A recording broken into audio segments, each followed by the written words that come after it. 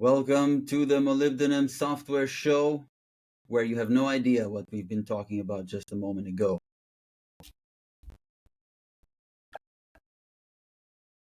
But you will get about 4 hours of content if that makes up for it.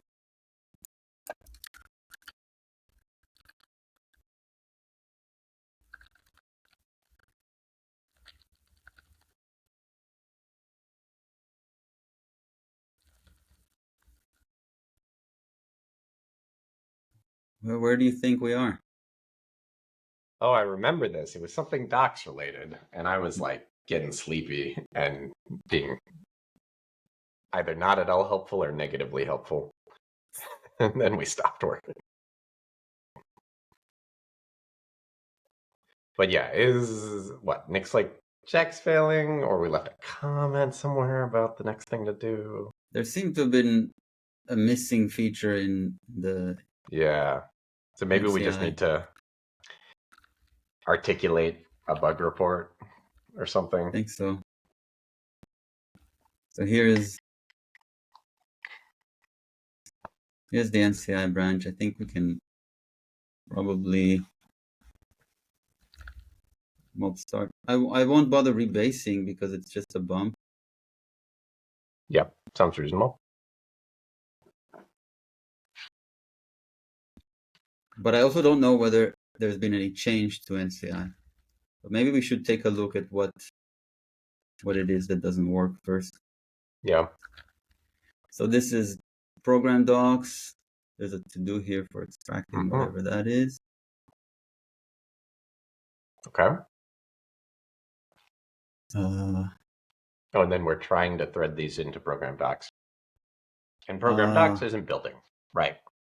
Override because it's address. doing a cargo build and I don't know what's not working. I think it's these DB environment context. variables. It's a dependency that doesn't work. You remember this? Yeah. This ends up as a dependency of program docs.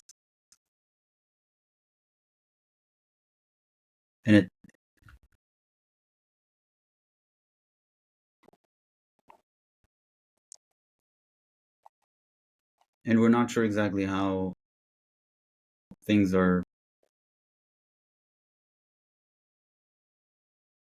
Should we look at the derivation here? The DRV file? Sure.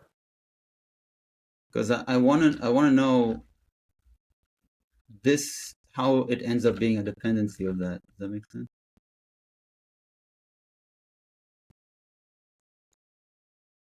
Yeah. That sounds reasonable. So here is just the build.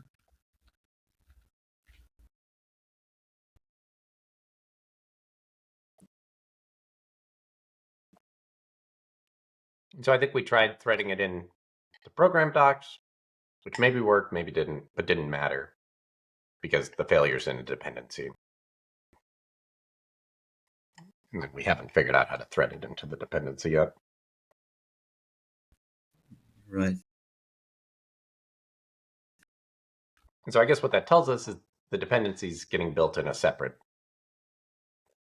a separate derivation for caching purposes, probably. Well, it says util here. Yeah, what is that? Derivation called util. That's probably some derivation created on the fly by NCI or Crane. Well, we do have mention of util. There is a util crate. That's interesting. There's a util Yeah, I wonder crate. if that's a coincidence. There's no. Maybe not. The util crate is where we have the Postgres spawner, which would depend on some environment variables. This is the util crate cargo toml, and it depends on DB context. So we have two right? We have two derivations that fail to build because DB context fails to build. Mm-hmm. But the actual missing environment variable error from cargo or Rust C, which derivation is that associated with? Is DB that it? context Okay. here.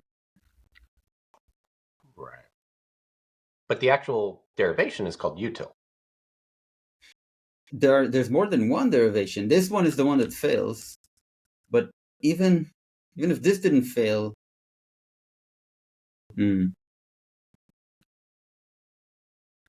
okay.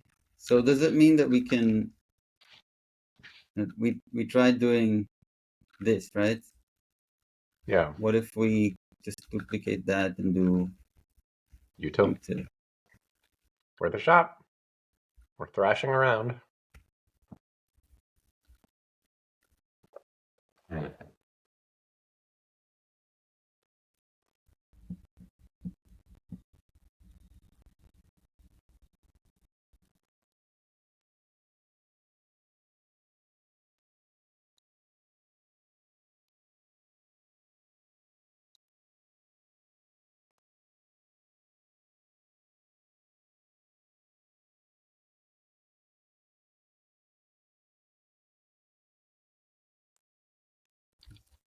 Different error. Oh, the unexpected character error. Oh my. So we Does that mean we fixed it? yes. Wow. Good job. And can we remove it from DB context? It just doesn't belong there, though. It belongs in DB context, you know? Yeah. That's the crate that requires these variables. I just don't forget it. Commenting this Yeah. out. Mm-hmm.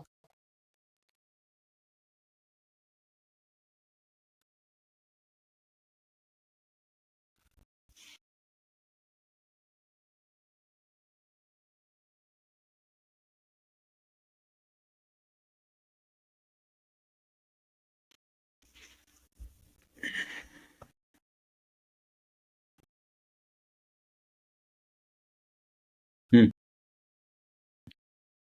Util wow. DB context now fails to build. Yeah.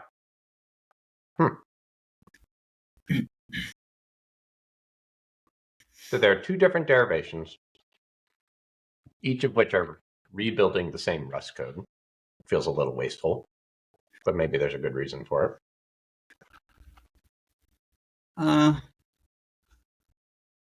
Maybe. Or is it Skeptical about possible that. we are misusing NCI, or NCI is...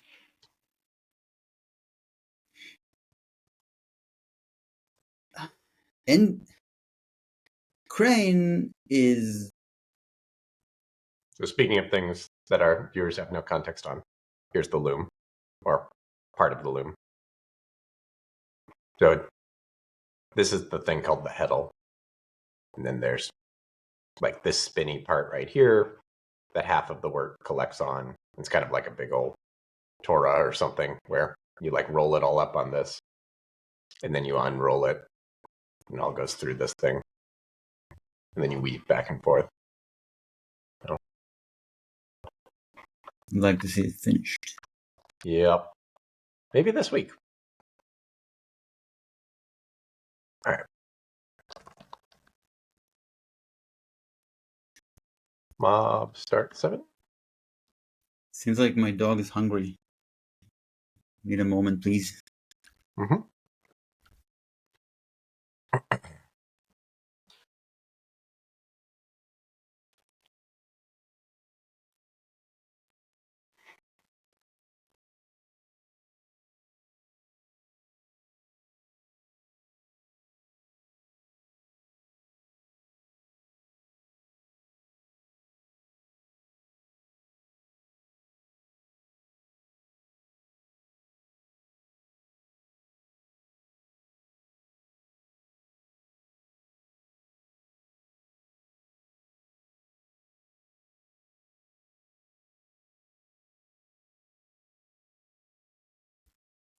Or maybe she's not hungry. Not hungry? Not hungry.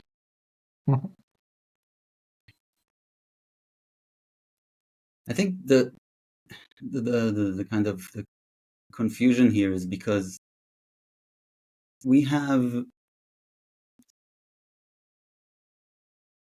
it's not a one-to-one crate per derivation relationship. Mm-hmm. And the program docs derivation probably makes that even worse. Yeah. And what I don't like about it is that it's kind of arbitrary. It seems kind of arbitrary and not clear. So I thought you told me that it was a like 2-to-1, sorry, 2 to n. Like in the Nix universe, there are two derivations. One is like our workspace, and then the other is all our third-party dependencies. But that doesn't seem to match what we're seeing here. Yeah, that depends on what we're building, right? Mm-hmm. So when we're building the API, for example,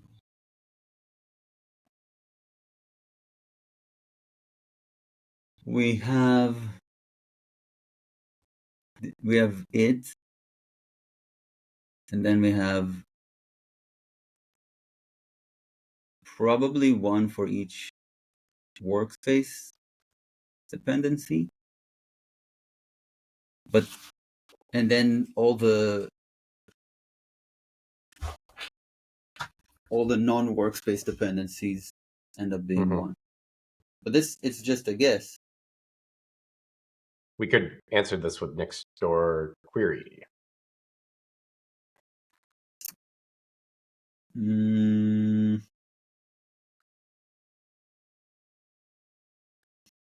I suppose. Because that would show us Or the with Nix closure. tree. I don't Nix think I'm tree is familiar with that. nicer. Okay. Nix hyphen tree. And then you That give it is. the path to a store path. Okay. And that store path that we're interested in is a DRV. I'm in this funny state where every terminal I open is in the same folder, and even control seeing Durand is now bringing me an interactive shell. This hurts. Mm-hmm. So Nix tree is not built in. This is something somebody built, some cool person built. Yes. I guess everything is something some cool person built, but it's written in Haskell apparently. Mm-hmm. That's how you know it's good.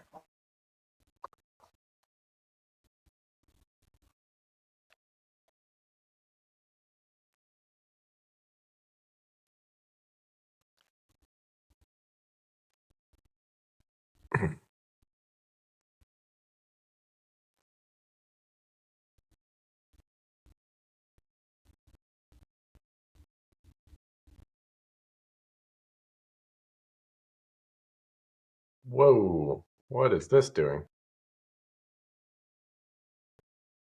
Is this comma doing the download? Probably. Okay, that's out. 3,000 is a lot of things for it to do. Well, no, that was probably Nix tree doing something.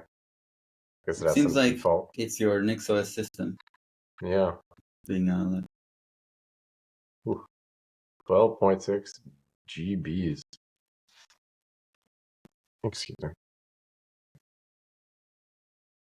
All right. Well, anything useful we can do while this chugs away? Or should I even let this chug away?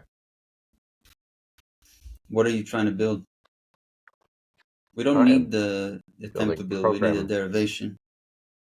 program docs.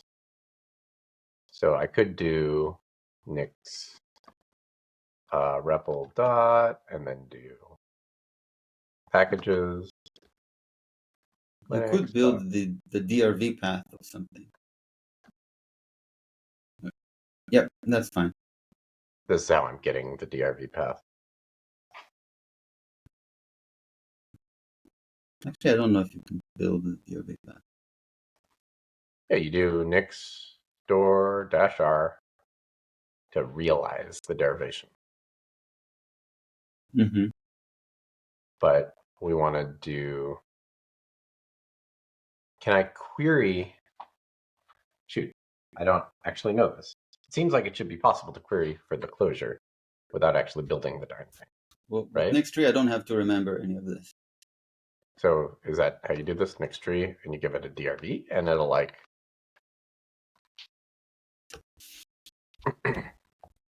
whoa. Yeah, for DRVs have more dependencies. Okay, here we go. So DRVs depend on other DRVs. Okay, so there's the API depths, which we were sort of expecting. And then, yes, it from a like Rust perspective, it's like the top level thing, and then it's dependencies. And whether its dependencies include like, I think it's maybe going to be tricky to tell from this, but unclear if this is everything, including the other crates in the workspace. We're looking for util, right? Well, I'm looking at the wrong thing. Sorry. What we care about is program docs, right? I want to see that as well. Okay.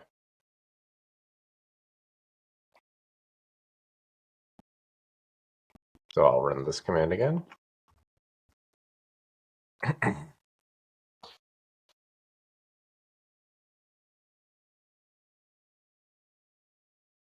Okay. Where do you want to go? You can / to search. Ooh, util. Okay. Not sure what the sort order is here. Yeah, that's the bottom of the list. Oh. And so if we do the same experiment with program docs, maybe we will see a difference.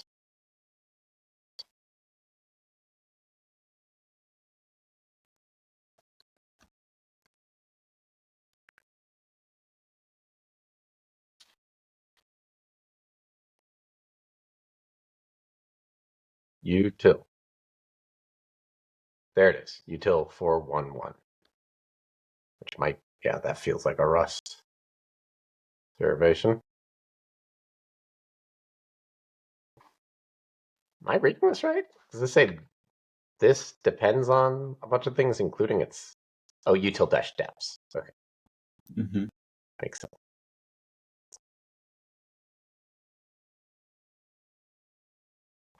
So yeah, util is a thing and DB context is the thing, which matches the errors we were seeing, right?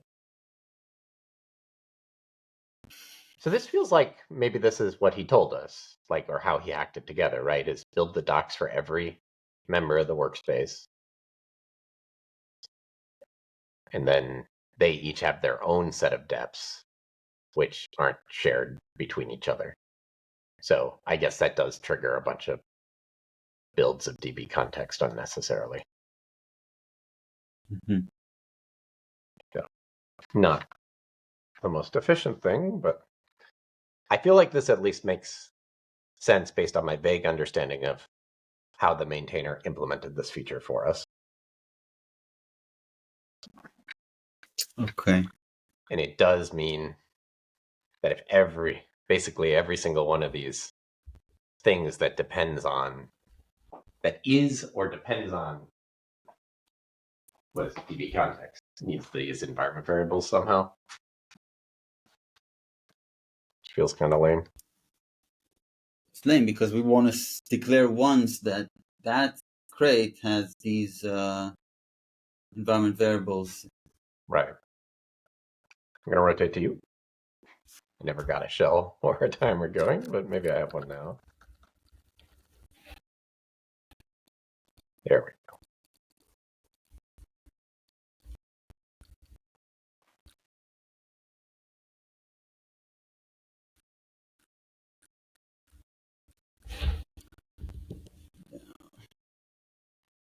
That's why I was interested in. I mean, I hope Crane eventually reaches that point, but I told you about this Crane alternative. Cargo Phoenix was. Yeah. But it was too.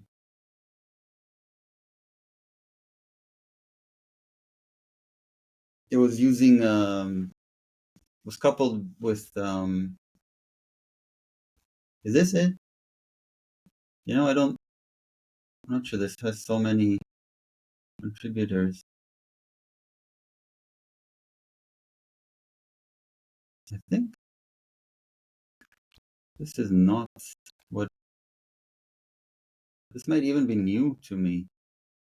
11 months ago was updated.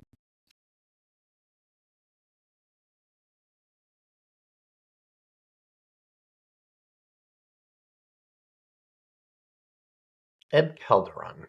I feel like have we run across this person before?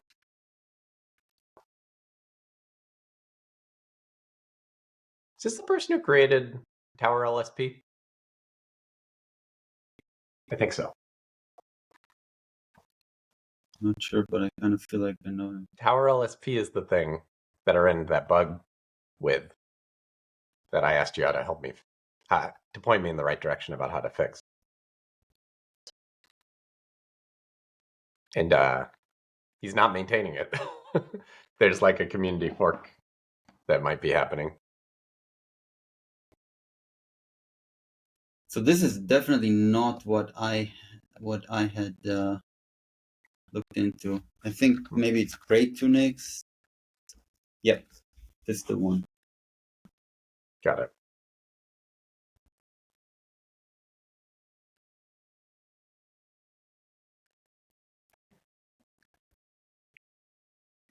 I met Peter at Tiger Sprints. Oh, cool. So this does the thing, granular, crate by crate, but it's too coupled with call package. Two coupled. Well, it is coupled with call package. Yeah. Which I don't like. Also, like we want to be able to hang out with Dave Howe and tell him about what we've been working on without feeling bad. That's another direction, another angle at it. But it's simply, it's not what we're doing. We are flake parts, Nix packages module system focused. So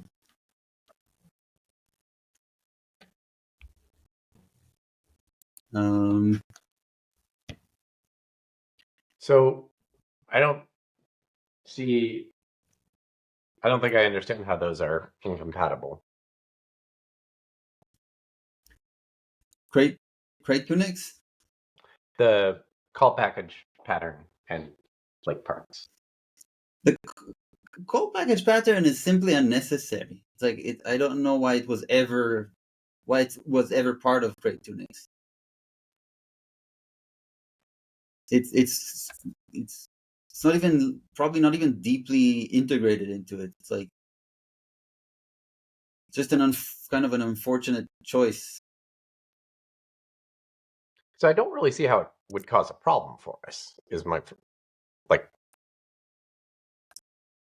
maybe, but there's another part of it that I don't like, which is it doesn't read your cargo log. It You have to it run a gives you command to with Nix. produce a Yeah, JSON exactly. file or something. Yeah. And then you check in some code that is generated, and then I don't like that. Well, you don't have to check it in, but if you don't mind using IFD, Uh-huh. you don't have to check it in. If you do Got it. mind using IFD, you have to check it in. Does that make Do we sense? mind using IFD? Uh, to some degree. Yeah. For example, if you do IFD, you cannot do Nix like show, which is nice. Mhm. But Allow this IFD. thing seems interesting.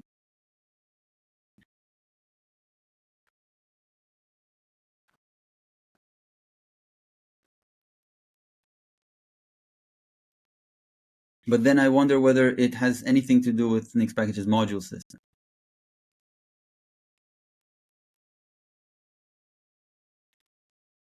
It's called cargo to Nix.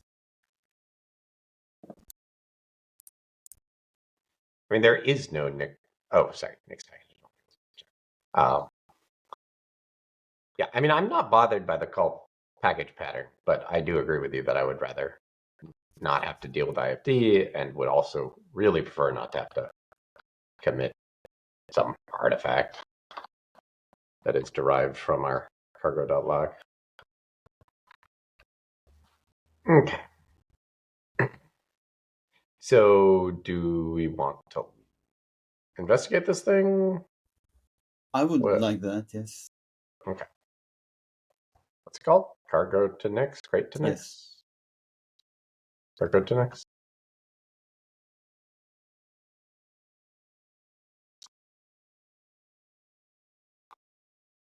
Okay. Knowing all the dependencies means easy creation of complete shells. Okay.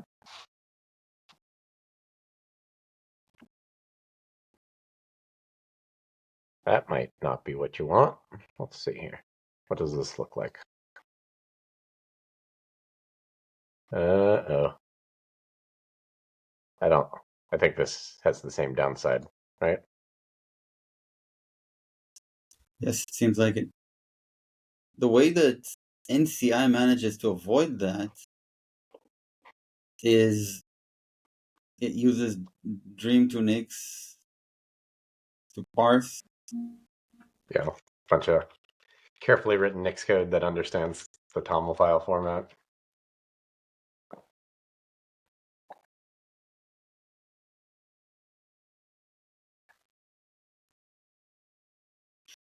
Can you show us Dream to Nix documentation? Maybe there's some more.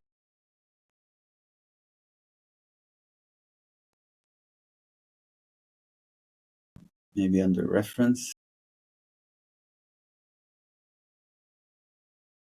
Okay, here we go. Rust Crane is what NCI uses.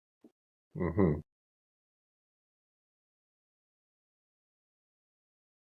Okay. So Dream to Nix provides a module system abstraction on top of Crane, which NCI uses.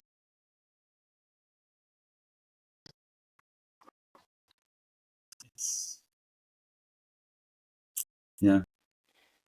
What about this? So what are the two others? It's cargo lock and cargo vendor. I can't guess from the name what those two things mean. And then it just goes straight into options with no. The introduction exists, but it's empty. Yeah. So for lock and for vendor. Maybe we can understand from context. So just opening these both up. So just looking at the differences, they have the exact same set of options, except for the second to last one here. So lock takes cargo lock source. The other one takes vendored sources. So I think this is a path to, I guess maybe this is a pattern for some Rust projects, is you have a subfolder with all your third-party deps or something. Source of the package. Which That does not look like a path. I guess that's a package. It's a string? That's just the source. This it's just the source, you know? Okay. Got it. So a thing that has a cargo.toml and a cargo.lock, like a fixed output derivation or path or something. Mm-hmm. Okay. Sure. Probably. So like,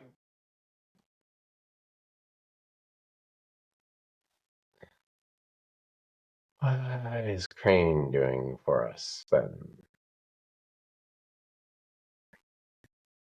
Don't really understand. Well, Like, is this a thing that we could use to just build stuff in the Nix sandbox without IFD? probably, but I don't think this has any instrumentation for like how to build a Rust project, how to build Rust Oh, okay. packages. Does I that see. make sense? Yeah, like this is just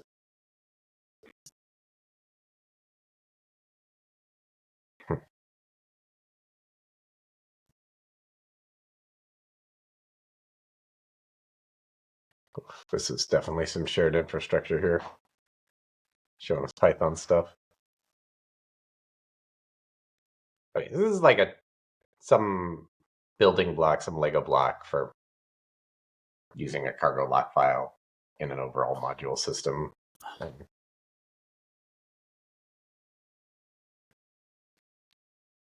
Yeah, maybe. Well, maybe we could catch DevHow and Tiger Sprint and ask him to explain. Yeah. In the meantime, let's see how far we can get with NCI, because it'll be an improvement. We're already using Crane. NCI reduces our surface area. Yep.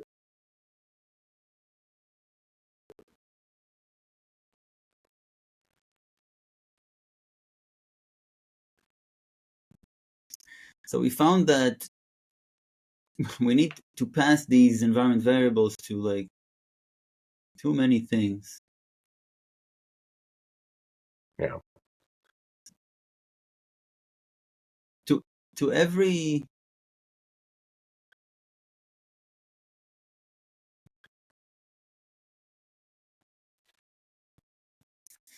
because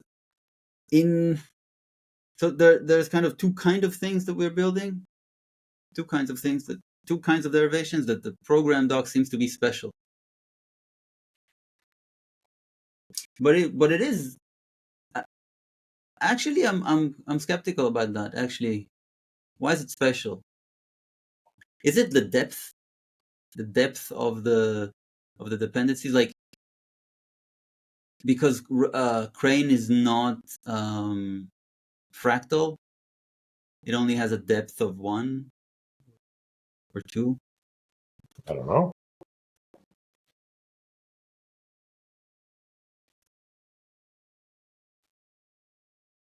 So, I mean, it seems to me like, yeah, I guess I don't really understand why this thing we're doing here works. Because Where? like this is an example, like where we're defining the environment variables for the PR API tracker. Like we're defining these environment variables for this derivation, but if this thing had a separate derivation under the hood that builds um, DB context, then it would still fail. You're asking, why does this work? How Basically, does yeah, this reach yeah. the DB context? And maybe the answer is it's all one derivation. Like maybe we It's were exploring this with Nix tree earlier. it's not. We saw it has Well, the we saw separate depths, but do we know what's actually included in that? Is it possible that those So depths the are just depths are only the cargo non-workspace, the foreign depths, right?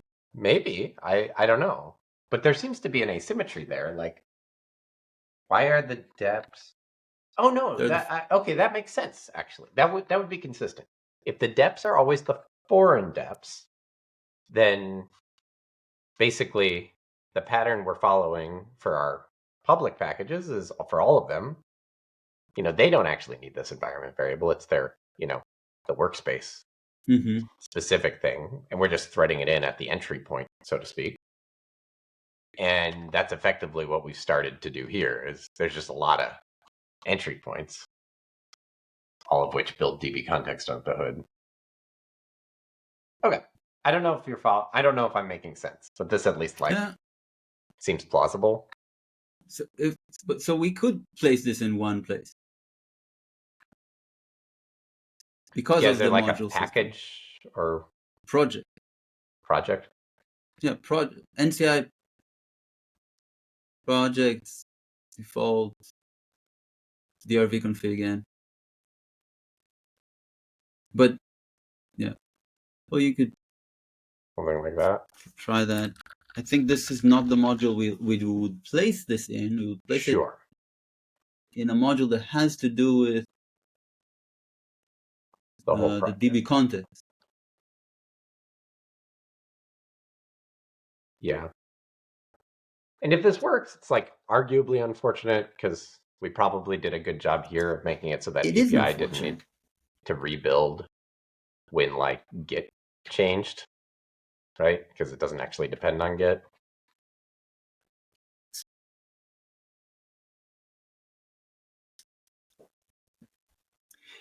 It's unfortunate that we don't have all the good ideas implemented together, right? Seems like it, There's yeah. we want the the module system in both Flake, which is Flake parts does, and in packaging, which Dream2Nix does. I mean, I'm not as sold on the module system. Like, I'm fine with it. I can get my head wrapped around it. But I think the things that we care about are like more granular mapping of crates to derivations and no IFD nor a separate artifact, a separate derived artifact that we have to version control. And if we could have those two things, and we had to we couldn't use like the DRV parts or whatever, I'd be okay with that. So with NCI, we're giving up the granular dependencies. Right. We have Because we're giving up the granular dependencies, I think it's like exacerbating this problem here with the environment variables. But I think we can work, if we can set it at a project level, that's like how our development experience is, right? We have these environment variables set for the entire dev shell. So depth-wise, like in our usage of NCI, it would be project-wide. But in our project, it could live in a module that has to do with yes, yeah. what those environment variables are, where they're necessary. I agree. We can structure it in a nice way, and it's still like will leak into places where we don't strictly need it, but at least yeah, I agree. So it's going to take me a while to verify if this even works, unfortunately. So maybe we should use your more powerful machine. But I'll be right back. Okay. Well, I'll just let this keep building.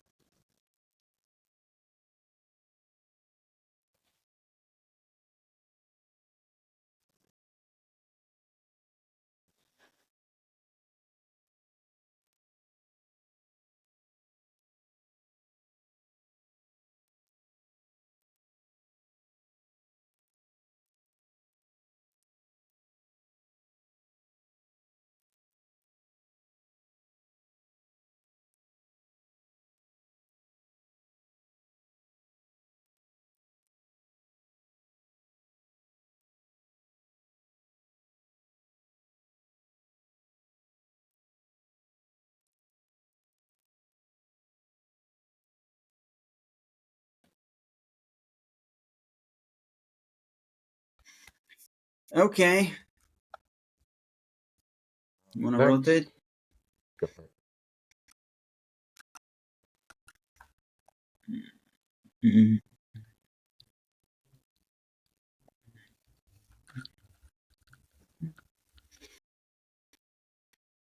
Okay. So,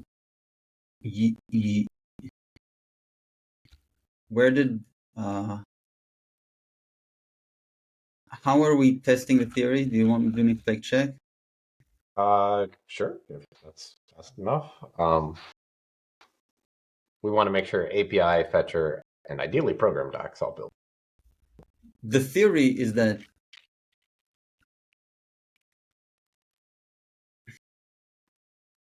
And I guess you could comment out the env these declaration two starting are below. for DB context, Yeah. and this one is for fetcher. Right.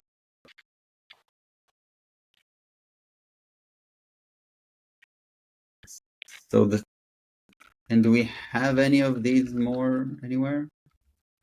Yes. Can't paste here. Excuse me. But you have removed them from somewhere else? I started to. I didn't quite get it right. But the two places are fetcher and API, like fetcher / default and API / default. So fetcher doesn't. So if we can build fetcher now, no. What? So these are defined in program this module. Mm-hmm. So yes, we should be able to build fetcher. Maybe. But I don't know. Oh, this is just okay. So forget that. I'll build fetcher. I'm hearing some kind of a oh, it's on. A chirping? Chirp. Is it from me or from you? No birds over here. Okay. Not sure what.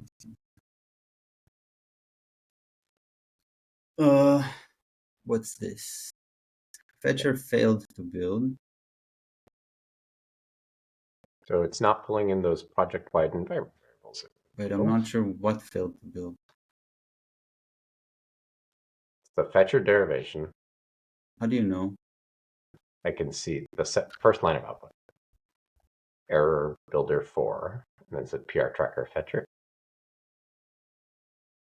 First, It's like very first unindented line.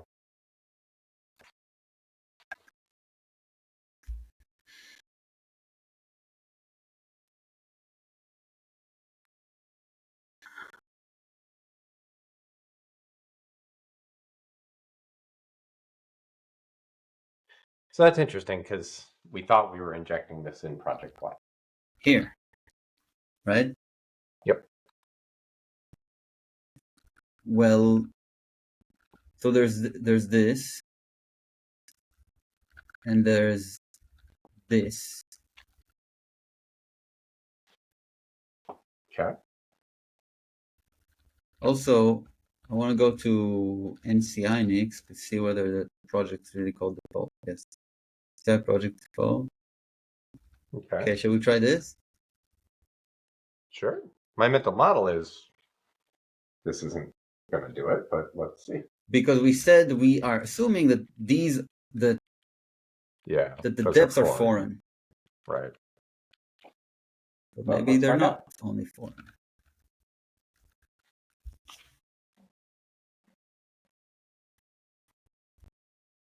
Well, the fact is that okay, yeah, but now they're being built. Takes time. Yep.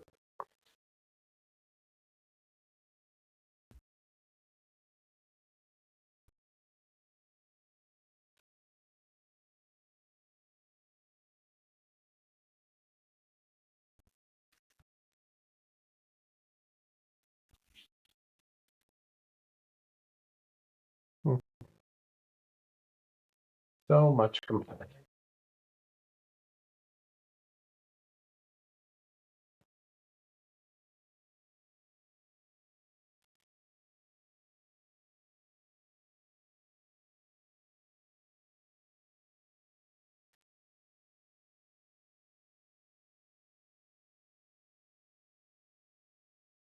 So what do you have 125 gigabytes of at the bottom here? RAM.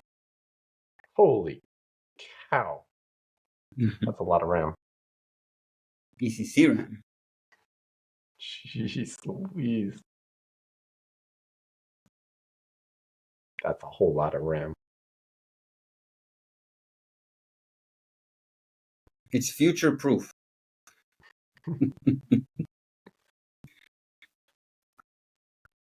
Okay, That so filled in that the did not make any sense. same way. How could how could how can that even be possible?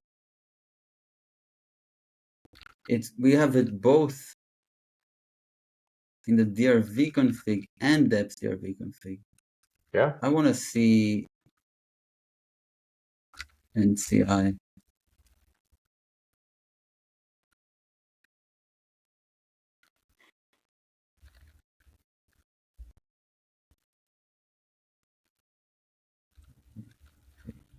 This is crates.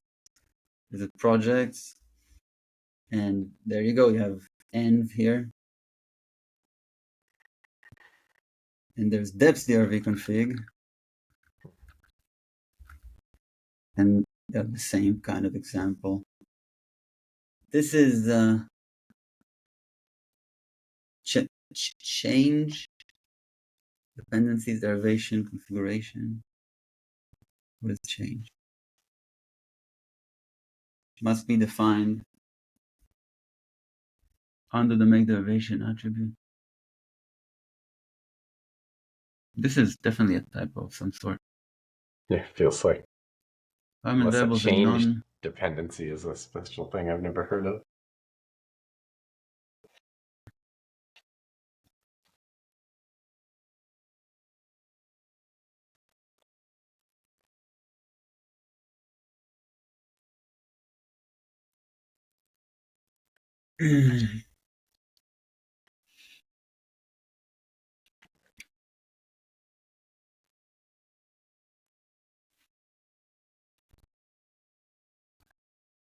I don't know. This project-wide way of setting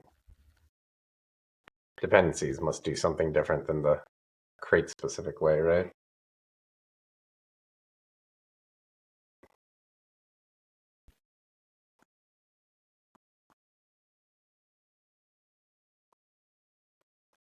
Or like, It is doesn't it make possible sense. that this is clobbering the other one? Like this. What were you building, Fetcher or API? Fetcher. So is it possible that this is not a merge? No. The whole purpose of, I mean, I guess it's possible, but the whole purpose of Yeah. this module system is to merge such things. Mm-hmm.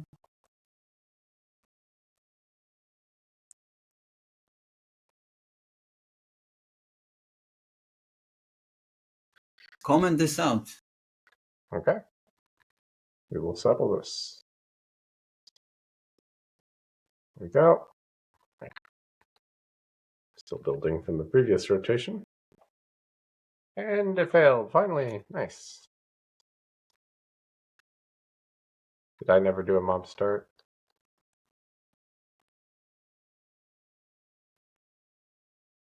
There we go. Okay. And we're building.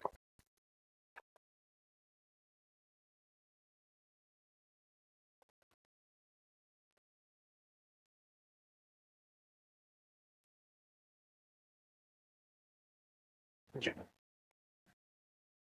Util dash steps.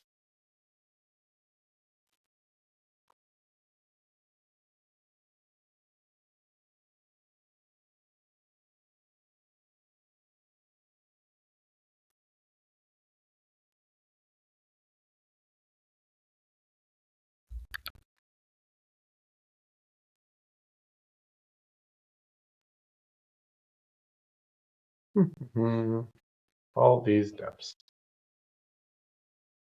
I am confused. What am I building right now? Just Fetcher?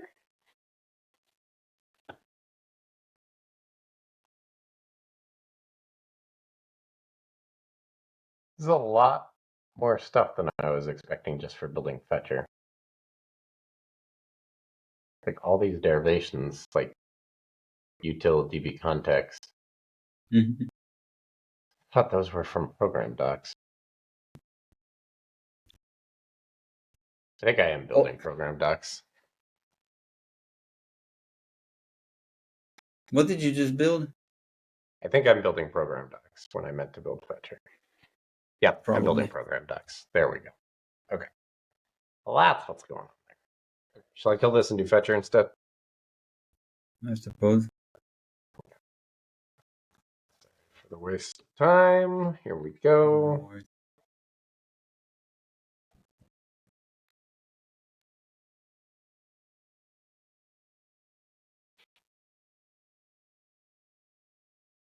software has so much accidental complexity, unrelated complexity.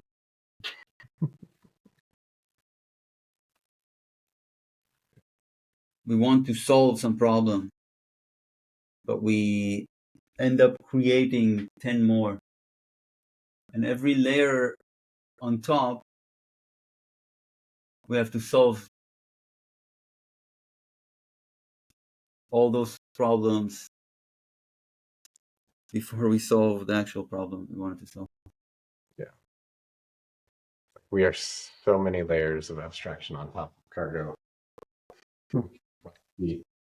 Like hard to do simple things, right? Like set an environment variable.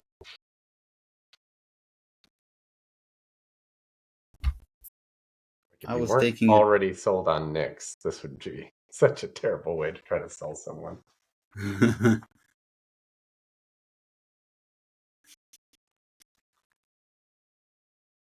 You'd just be editing your make file, adding the whatever, or updating your README to say, hey, set this environment variable on the project, and then adding your, GitHub workflow to also set the environment variable.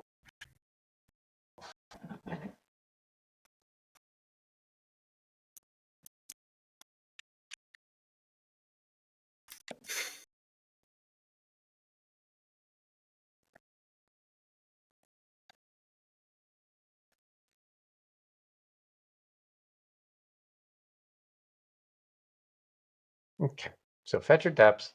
The real question here is we expect that it's going to fail complaining about these two environment variables once it gets around to building DB context. Or actually, I guess I'm a little surprised that the depths are busted. Built everything.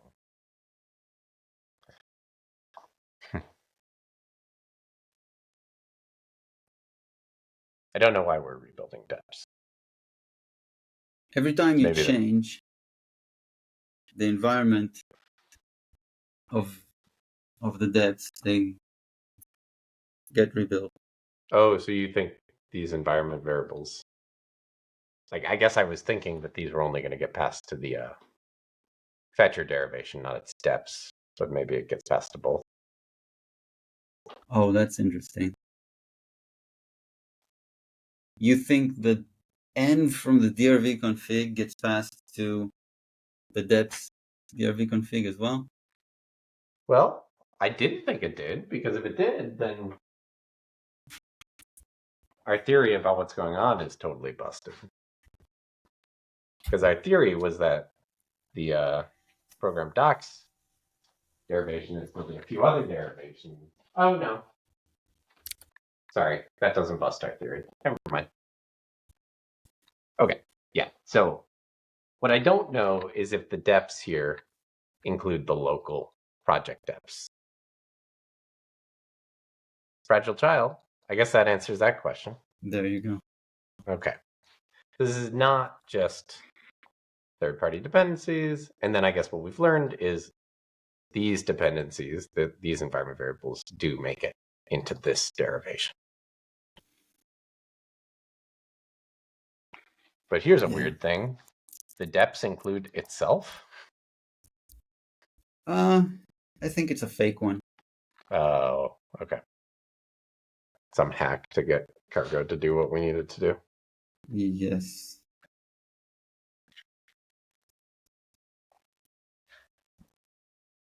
Oh, So I am really looking forward for granular. Really looking forward to granular. yes, that would be nice. Dependencies. Is there? Oh, I guess you said there's a whole discussion on Crane going on about it, which I should read. I didn't read that. But you told me there is a long discussion. Yes. Wow. Compression. That's a big difference.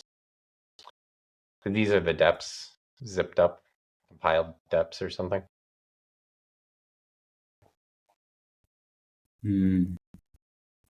Seems like it. This is not pegging my CPU. Only hanging at 30 right now. Maybe it's pegging one core.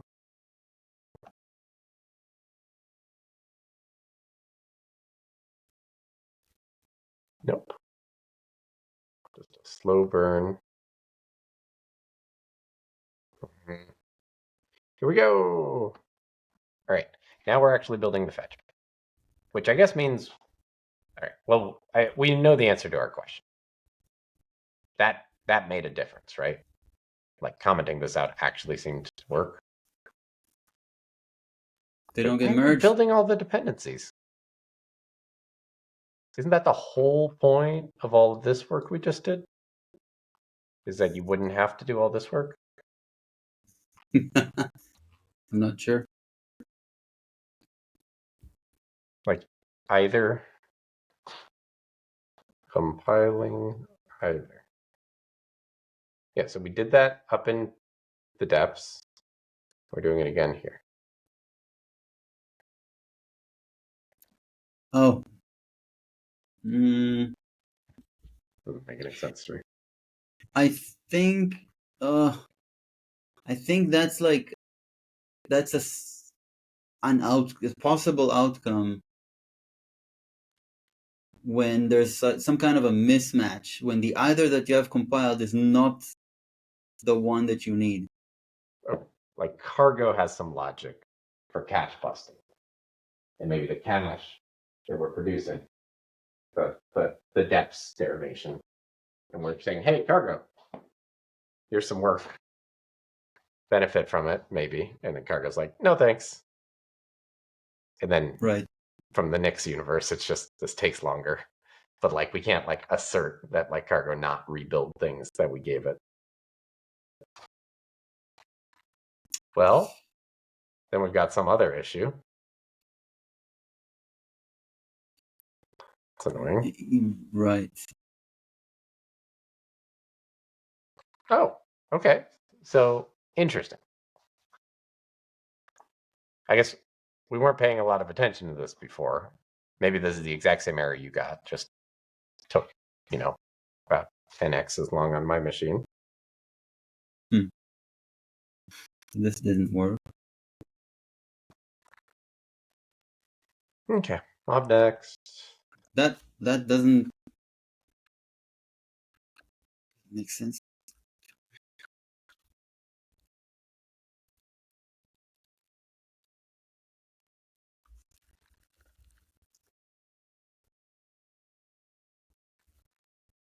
It's a little surprising it gets past those environment variables were present in the depths derivation, but not present in the top level fetcher derivation. I'm searching for DRV config because I want to see all. Mm-hmm. So here's a piece of env, the Rust flags. Okay.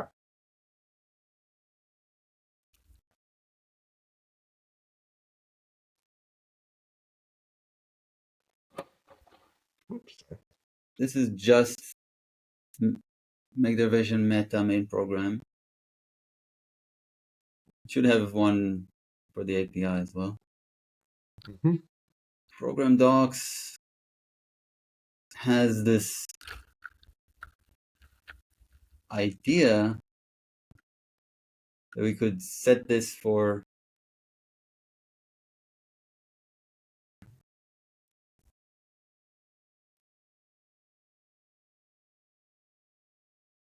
set this once for the project. Yep. We're trying both drvconfig and depth drvconfig, and we cannot do any more than this. We've already specified them twice in all possible places, except for the crate. When we specify this for the crate specifically, it works. Why doesn't isn't it getting picked up from the project? Don't know. Right? That's what we just did. If I try to build the fetcher, it fails, right?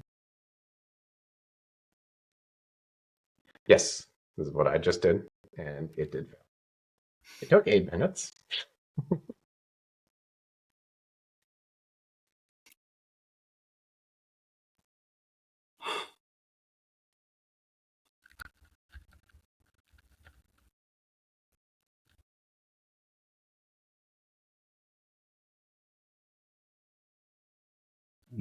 And that's it. So we really do expect these environment variables to exist, right? To be the hold on. Now I'm getting this. That is different than the error. Mine complained about that one, but it also complained about PostgreSQL. Postgres.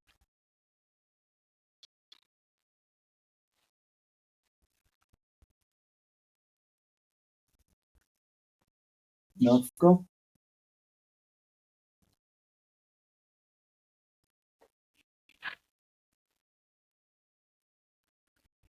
Okay. Let's see if we can satisfy this, right? This is necessary for the fetcher specifically. So we go to the fetcher default and uncomment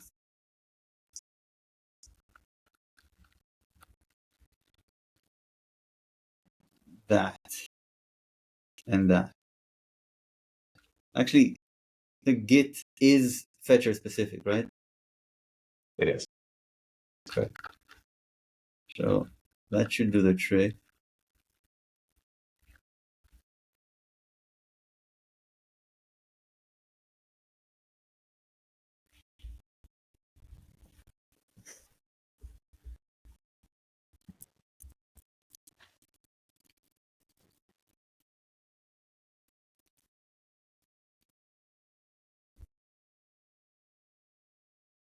Oops, it said build failed somewhere.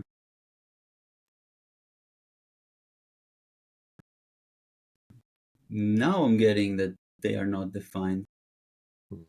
PostgreSQL, NATB, and Postgres.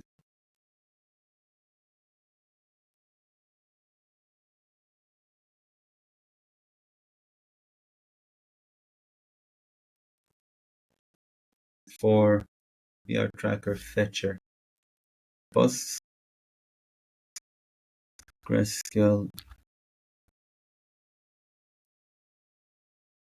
What if I comment this out, these two out, and move them to apply them here? Yeah. Where is this from? The land of some sort. Top level.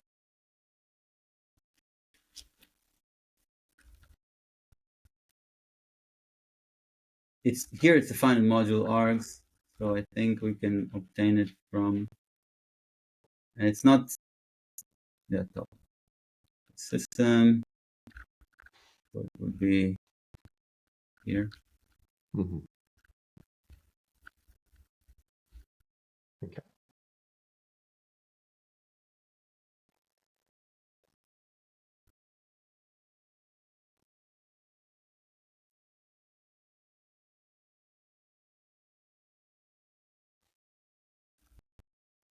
Your tracker feature. GitHub GraphQL scheme. How is it not? It's right here, right? Mm-hmm. But for the fetcher, there is an empty env. Comment it out.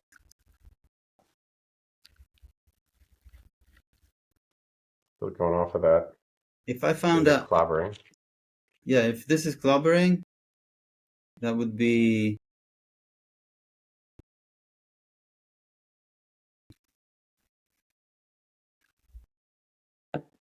no.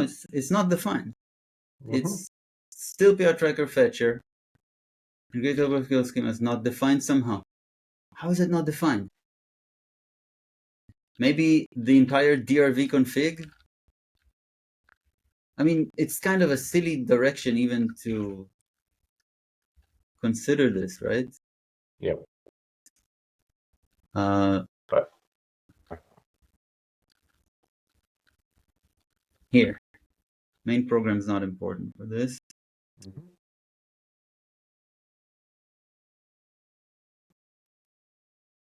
We're not rebuilding the depths, which is interesting.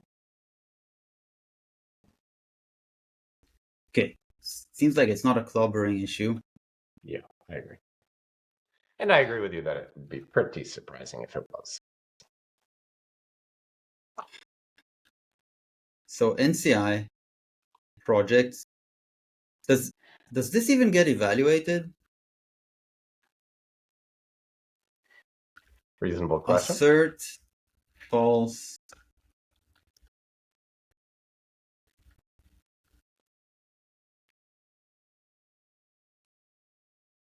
Well, what do you know? Look at that. Making up fake options, are we? You would think the module system would help with that sort of stupidity. Are we in another one of those free forms without realizing it?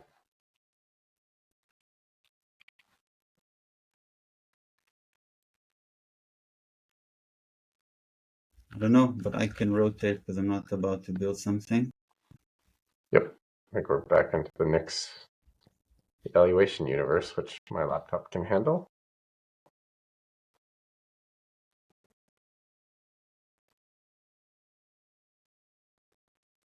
Mob start 7.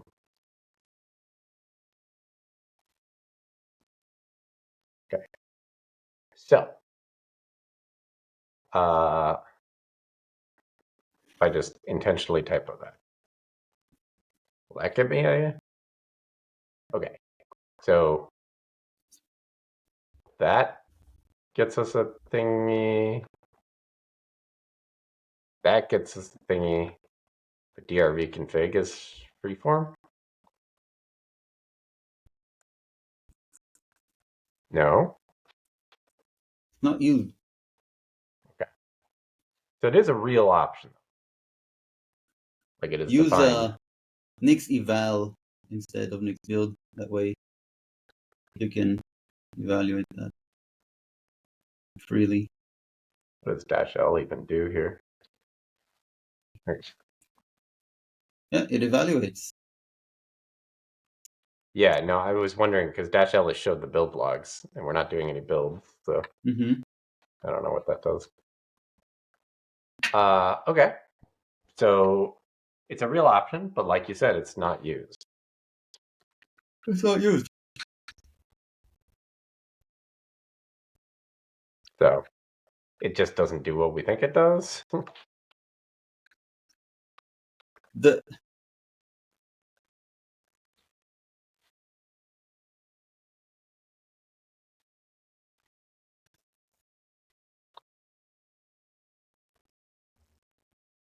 DRV.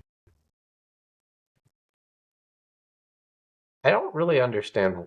Okay, this is so there can be multiple projects. Projects are either workspaces or crates.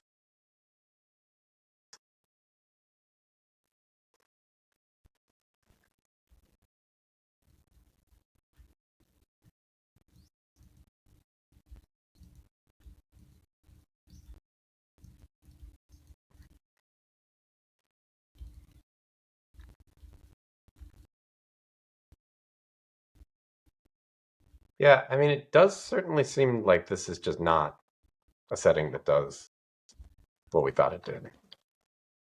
Like, is there a thing called default that you can build which would use this?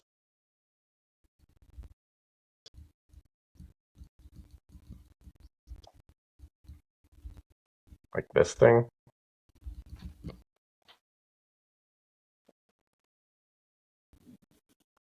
I don't think so.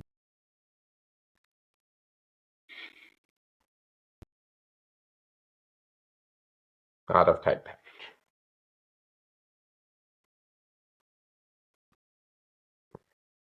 What is it?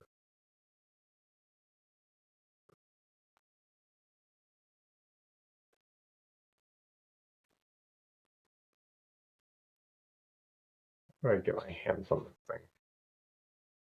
There are docs for these, but I'm not sure what you're getting at.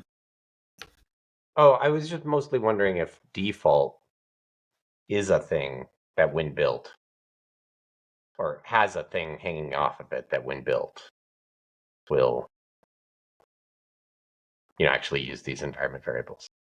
But it's not like what we're treating it as, which is environment settings for every output. But they are. I mean, look at NCI .nix. NCI.next, okay? Mm-hmm. NCI projects per system. NCI project default Mm-hmm. path.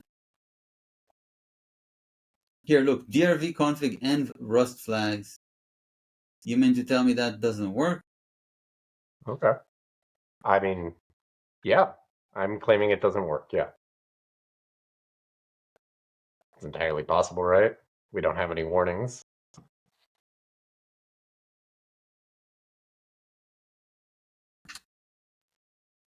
Place a warning. Okay. Well, Uh, things is don't this build. is this the easiest way to take a look to confirm that this is used or not? The easiest way Try would be assert false, right? assert. Yeah.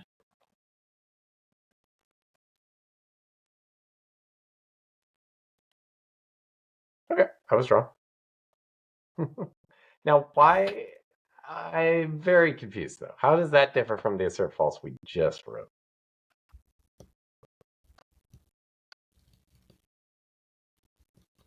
Is this program docs module not being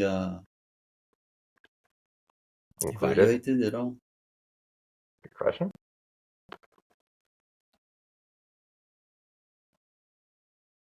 Imported at least. Uh, Well, we assert. did try using different Oh yeah, and options, right? yeah. We were able to trigger it. Yep. So it's definitely being evaluated. But now I'm just confused. Like, how in the heck are we not blowing this assertion, yet we're able to blow this assertion right here? Given that NCI projects default DRV config env, like how in the hell are we able to blow this, but not this?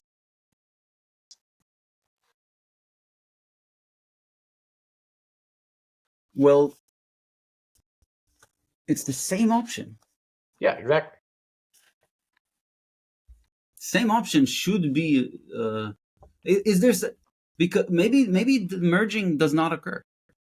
Yeah. Okay. So now that I've commented that one out, okay, so let's test this.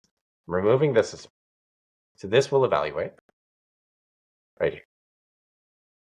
And then if I comment this out, we get the assertion. Okay. Yeah. So that's it. The presence of this setting means this end block on the right hand side never even gets evaluated. Oh boy, but this is what we're using NCI for. Next. For options and merging. Nothing was done. So nothing to commit. Did I not do a start or something? Okay. I gotta go to the bathroom. I'll be right back. All right.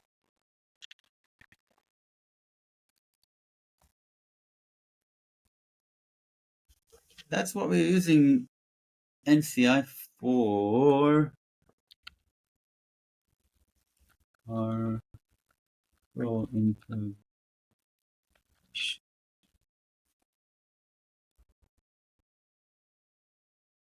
Yesterday there was a commit.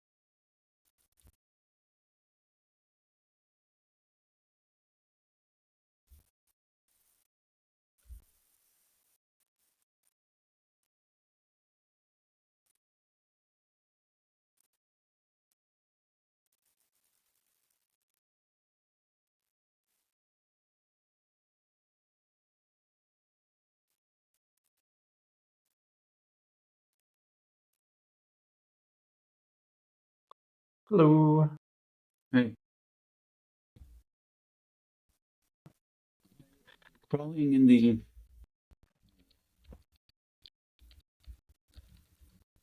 Trying to understand to where this clobbering's coming from. Yeah, we really don't expect this to clobber. We expect it to merge. I looked at the option itself. The option is of type attrs. Do you think the default for type attrs is clobber somehow? I didn't Unlikely, right? know. I mean, I haven't done this stuff with the module system before, but I would have thought you'd get conflicting by default, and you could opt in to merge, or maybe I'd be surprised if the default with attrs is Okay, here's an experiment, okay? okay. You can go to, for example, flake.nix and do something like, in one module here, we have config. Mm-hmm. We want to something like flake.lib or debug equals lib here dot trace val config dot val.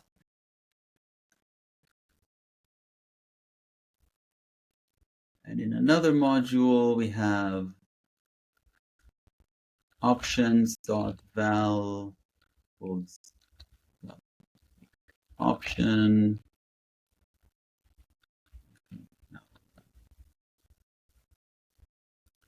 lib type equals lib types attrs. That's what I saw. Okay. Attrs.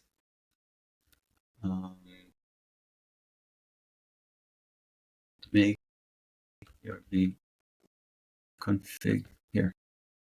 This used for both DRV config and depth DRV config. Okay, great. I agree.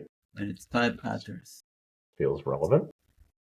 Okay, so that's the type. Mm-hmm. And the default is the same as empty. Here's the default is empty. The rest doesn't matter. In a different module, we can do val equals a 1. Okay. And in a different module, we could do b. Okay, makes sense.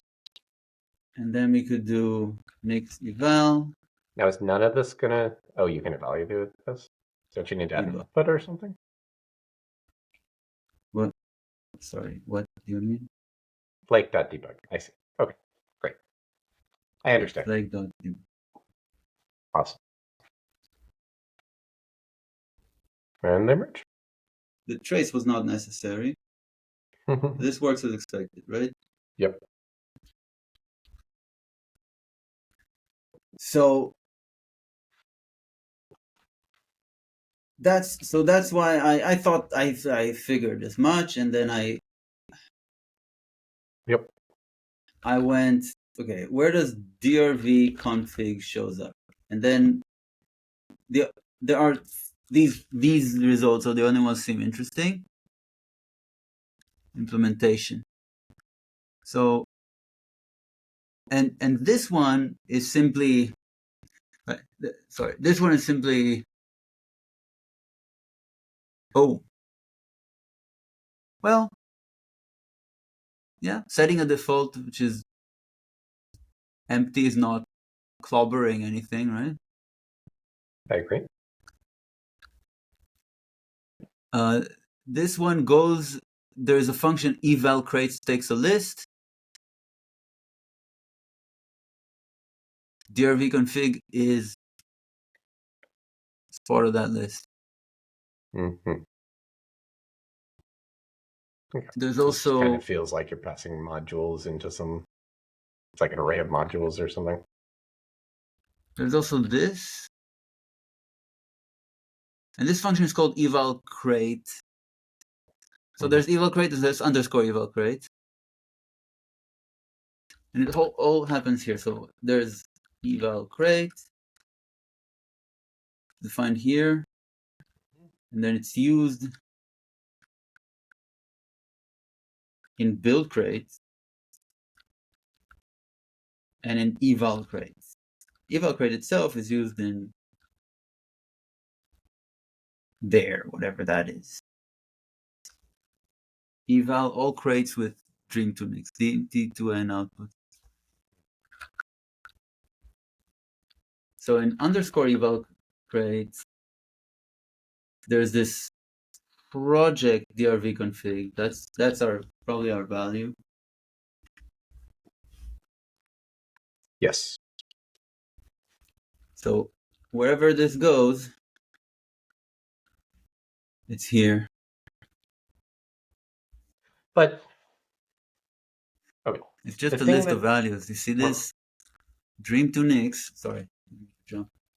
It's just an eval modules call with these modules listed. I don't see why clobbering could be the Dream2Nix is causing this problem.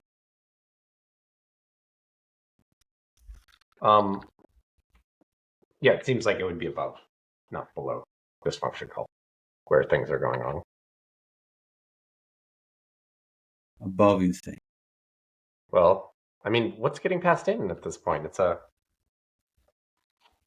Well, this is eval crate, and drv config and depth drv config come from here. Build crate. And this, there's no references found in this file. And this is NCI lib build crate. And we're not using this directly. We're using this through some other... Yeah.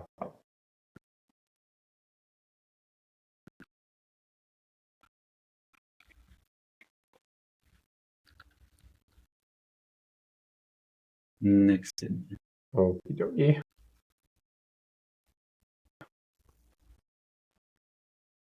Right.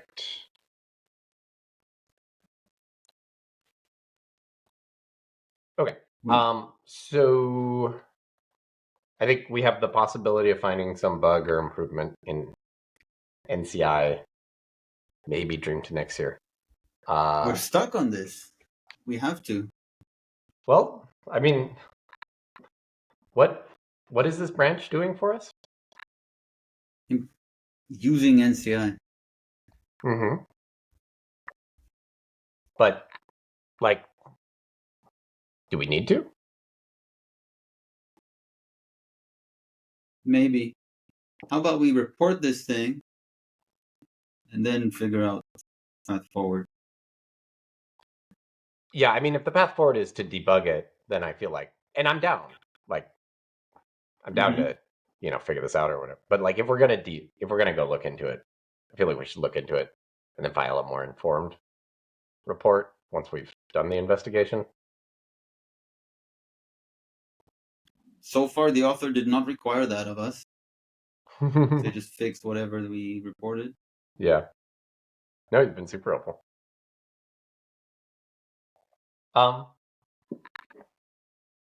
Yeah. So we can file it, and I mean, maybe there's other stuff we could do. I don't know, but I'm also down to just like figure this out. So, do we even know if this is an NCI thing? Is that where we'd file this?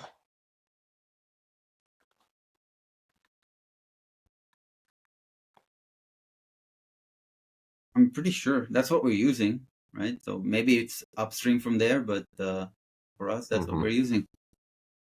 All right, I'm gonna say something like NCI projects.default.drv config. What about a repro? Even if it's just not minimal, even if it's our project. I think that would be nice.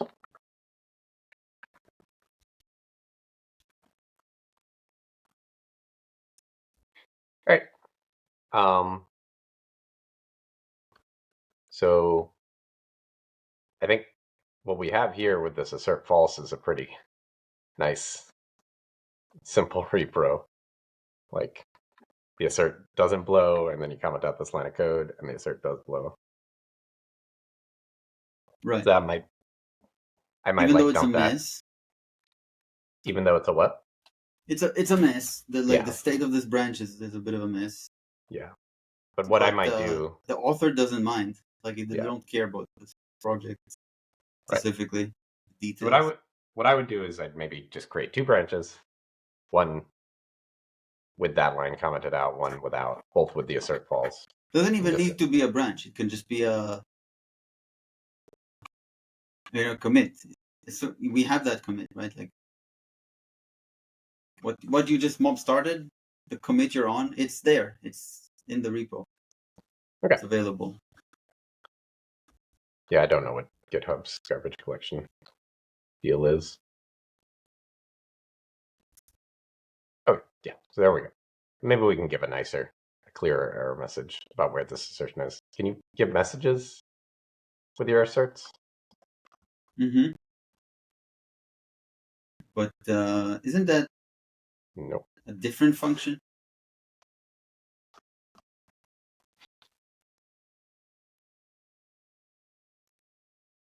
Message. Assert MSG. Uh-huh. Okay, great. lib.assert msg. And this is like false, something like that. No, because this isn't syntactic. That's probably just another parameter or something. Try Noogle. You're looking at an issue. There's no issue anymore. Well, there's this assert messages. Okay, new goal. Assert MSG. Try just there. Full string. No, returns a bool. Throws if pred is false, else returns pred. Okay. Intended to augment asserts with helpful error messages. The example doesn't Assert MSG, blah blah blah. Does that make sense? Okay. Yeah. All right. Assert.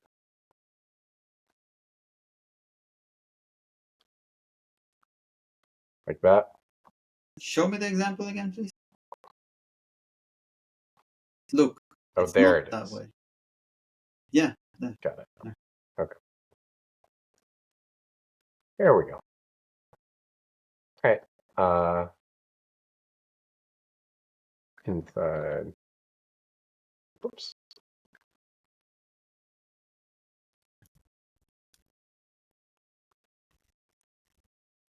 Okay. Something like that. Okay. So that'll at least point him in the right direction. And so what we've got here, if I do a mob next, we now have, oh gosh, sorry, mob start 7.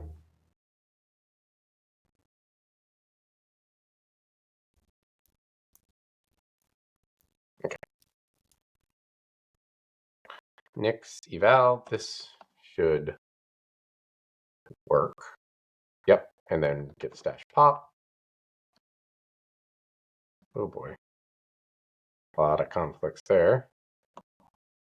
Just gonna revert all this. I don't even understand how I pulled up I think stashed. it's not the stash you thought it was.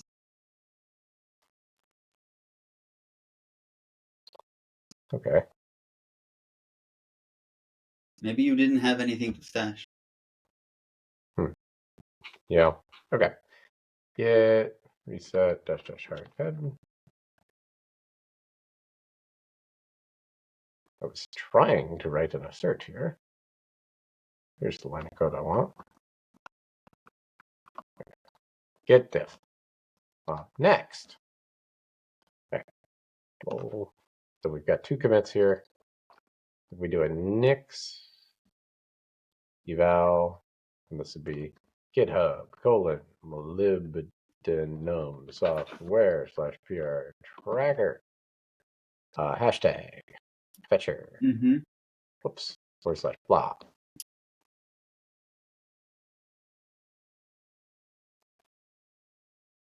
There's one. Then we'll do the other one right here.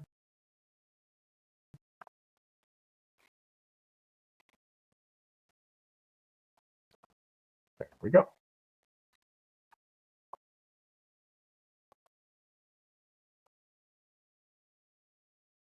So in one, you get a derivation. In the other Both one, of you get them an I'm error. getting, for some reason in both of these, I'm getting a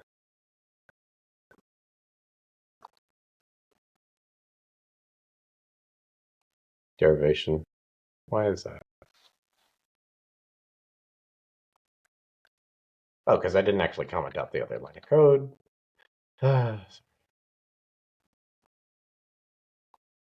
Well, the point is that we expect it to assert, to fail. Yes, they expect the assertion to fail. That's how we demonstrate. No, we expect the assertion to not fail.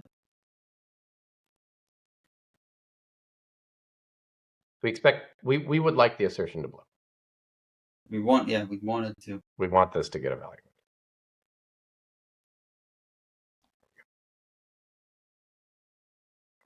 There, we made this assertion because we commented out the corresponding setting and next. And now our 2 things can be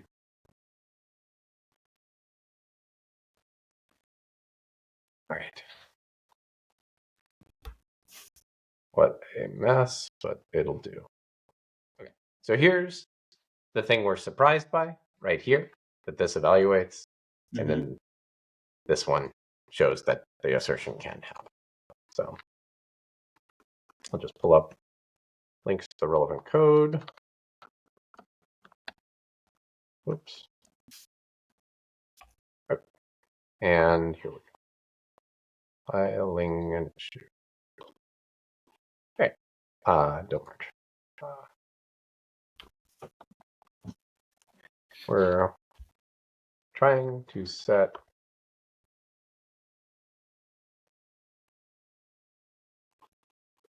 in 2 places our flake and the one value buffer here.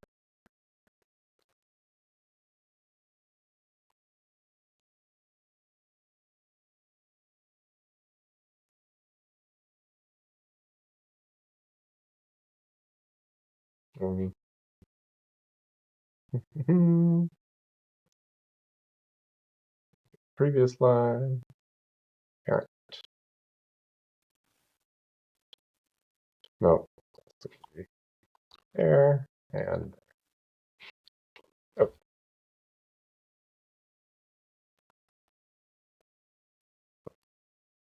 If we comment out the in modules /nci.nix, we see the settings in program docs.nix get evaluated.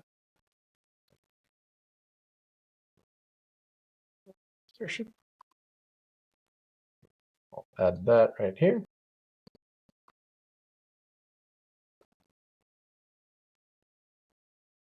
And if we do not comment out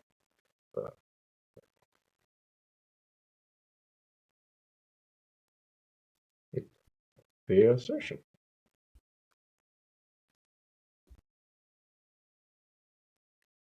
in program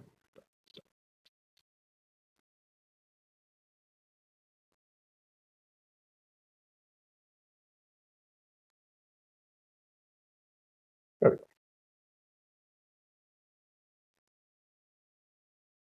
All right.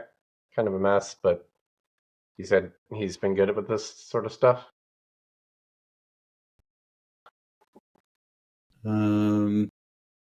Yes. What I noticed is that there are links to 2 lines of code, but they're not in the same tree. Yeah, I can fix that. I think we want, I guess it doesn't super matter, but let's go with this one. Test Boom, it, please. boom. There we go. 1, 2. There's the assertion, and there's the other Okay. value. Okay.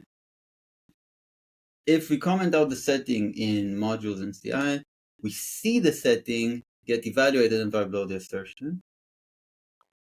Okay, and if we do not comment out, can we do? Yeah. Could maybe reverse these. I don't know. If you could, if I we, mean, the reason I like this is because it's like we prove that that line of code gets evaluated, and then we show that it doesn't. Whereas by itself, this doesn't actually look like anything going wrong.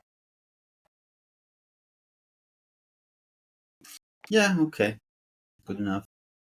Yeah, I don't know. You could also Okay. say, like, Oh, sorry. you could disregard the rest of the like otherwise mention that that branch is a work in progress. Yeah. All right. Let's see. Branch. Okay. All right. So what do we want to do? Do we want to try to figure this thing out? Or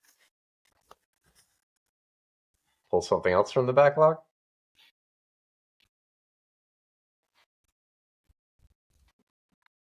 Something else. I think I have an idea for what that might be.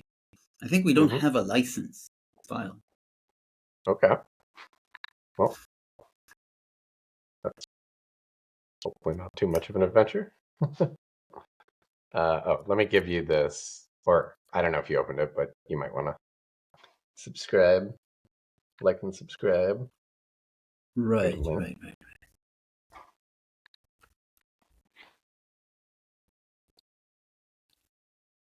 Okay.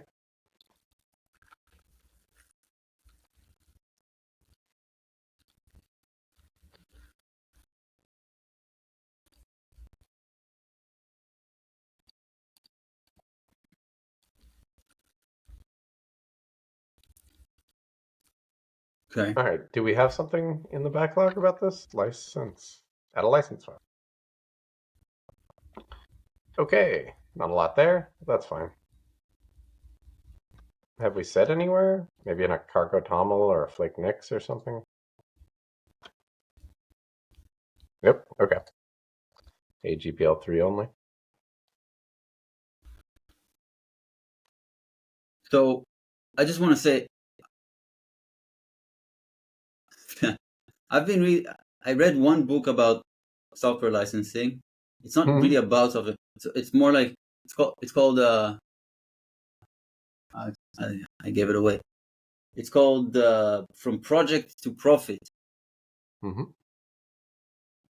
And then now I'm reading a much longer book from the same author, Heather Meeker. It's called open open source and business something. Anyway, it's about licensing, and it's the most boring book I ever read. Sorry, Heather. I'm just I'm powering through it. It's Oh, not personal. I'm not interested in it.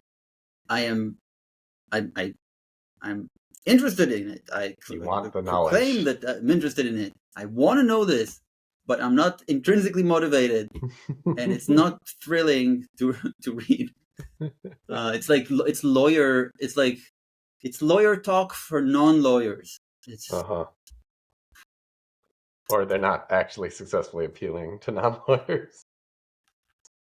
I don't know how you'd success. Maybe some people get a kick out of this stuff, but I'm like, Yeah. okay, so, and I think most of what I've read so far, a third into it, most of what I read was about the complexities, the intricacies, the theoretical intricacies of copyleft licenses.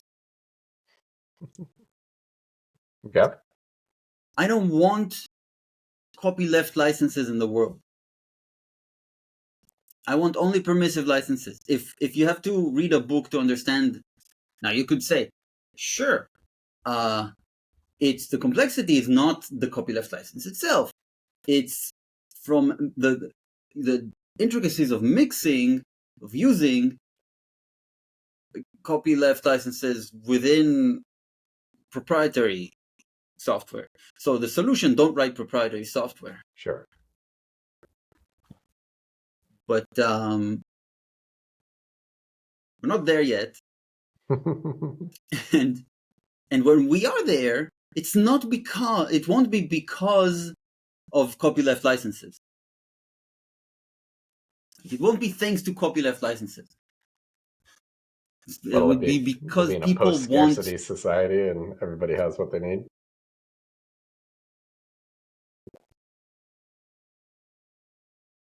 You said scarcity. I don't know. I mean, why do companies build stuff closed? They presumably are doing it because they think it'll give them some, business advantage and make money. Right. So we will have evolved as a people, as a race, and reached for Yeah. the stars with open source. Right. Yeah. So, I mean, sounds like you're much more knowledgeable about this than me. So I have nothing useful to contribute. And a And I have no pharaoh, idea about the intricacies of like Linux is under a copyleft license, right? GPL something or other. GPL But 2, okay. I don't even know. Linux GPL 2. So a pharaoh, what I understand is there was at some point there was a kind of a philosophical split when developing GPL 3, Mm-hmm. and GPL 3 was turned out what it turned out to be, but the what kind of got forked from that is a pharaoh Oh, GPL. yes. I feel like I've heard that. A pharaoh.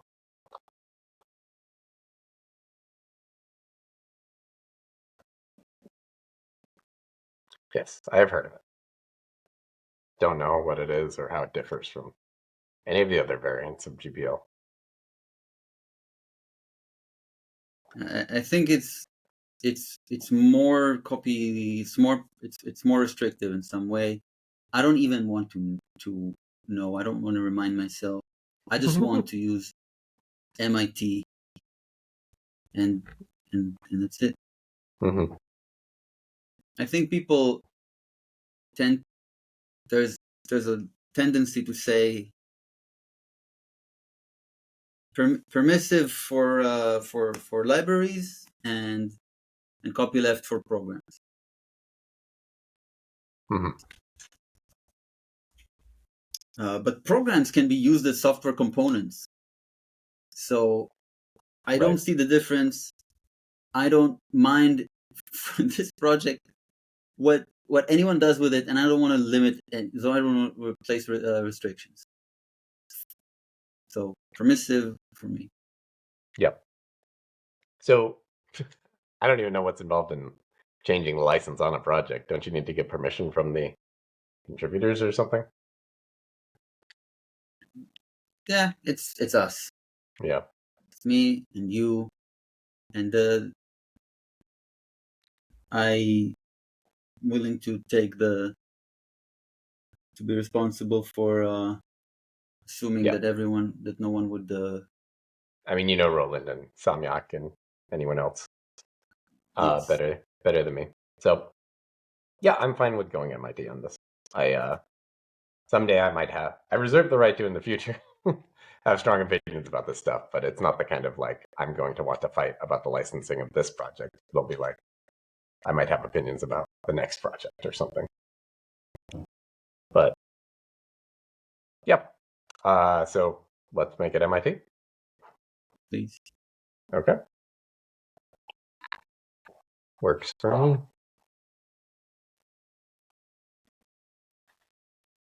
All right.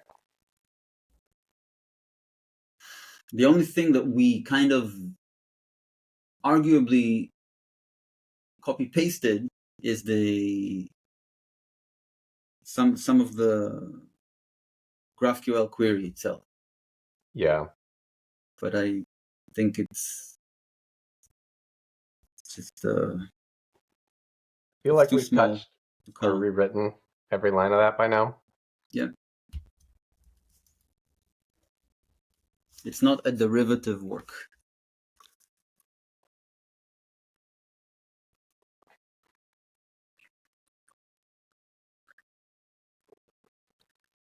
Okay. Is this literally just add a license, or are there other things? Like, do you link to it from your cargo toml or something?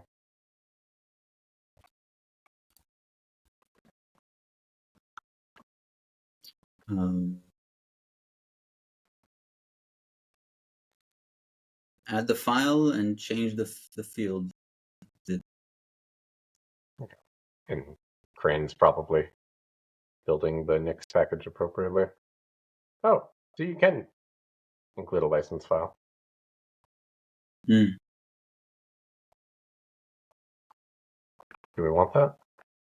If a package is using non-standard license, then the license file field may be specified in lieu of the license field. Mm-hmm.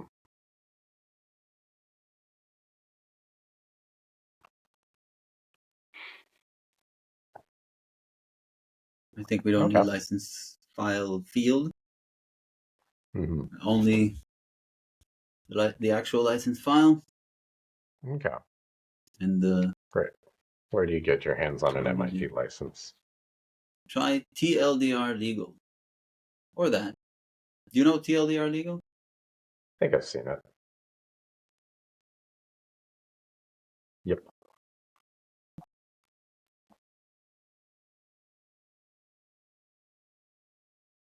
Mm-hmm. Not legal advice.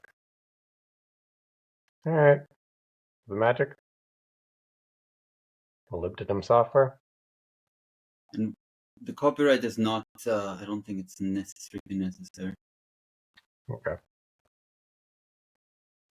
Why? Even though it says the above copyright notice and this permission notice shall be included.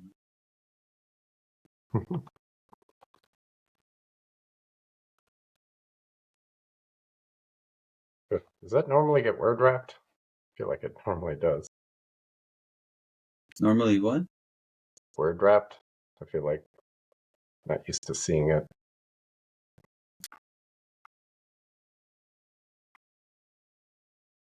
Okay, whatever.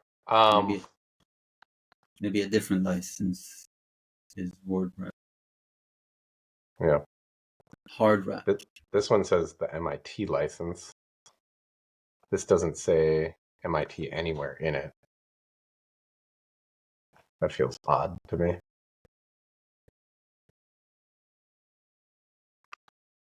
Do we want that?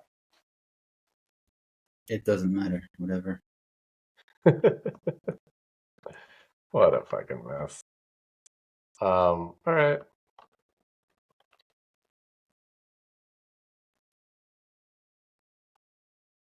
All right. Here we go.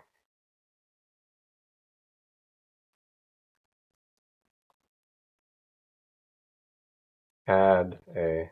Wait, what is this? Chore?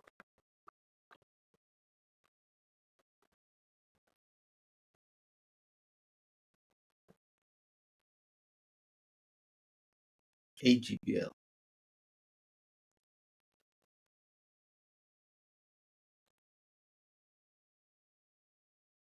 I think I would. The switch from HBL to MIT is the Okay. primary change Sure. here.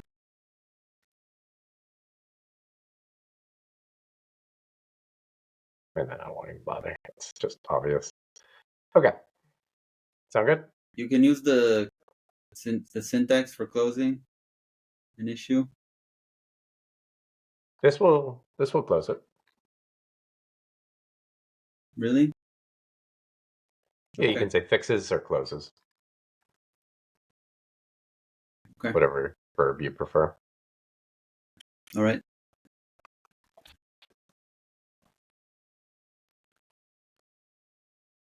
Oh, do we not bother with PRs in these scenarios? Mm-hmm.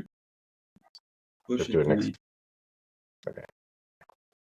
Next flake check, or that's silly.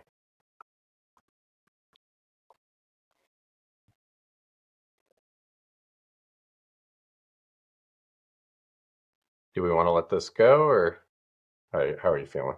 Just push it, and then if it fails, we can fix it. Okay. Git push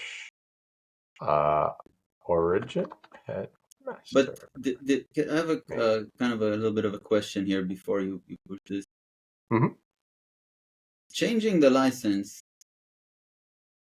into a more permissive one is not. It is arguably a feature, Sure. but it's not. It's not a breaking change Mm-hmm. because it's more permissive. So I think we can do we can make this a feature type Works for me. commit that. Feature. Like that. Feet. Feet. Sound good? Mm-hmm. All right. Abbreviating feature to feet is strange because feet is already a word. It's already taken. Yeah. It's like I did a really impressive thing here. This is a great feat.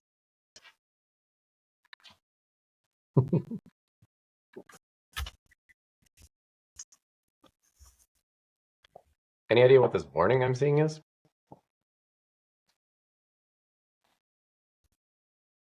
Something has to do with the pre-commit hook. Hmm. Okay.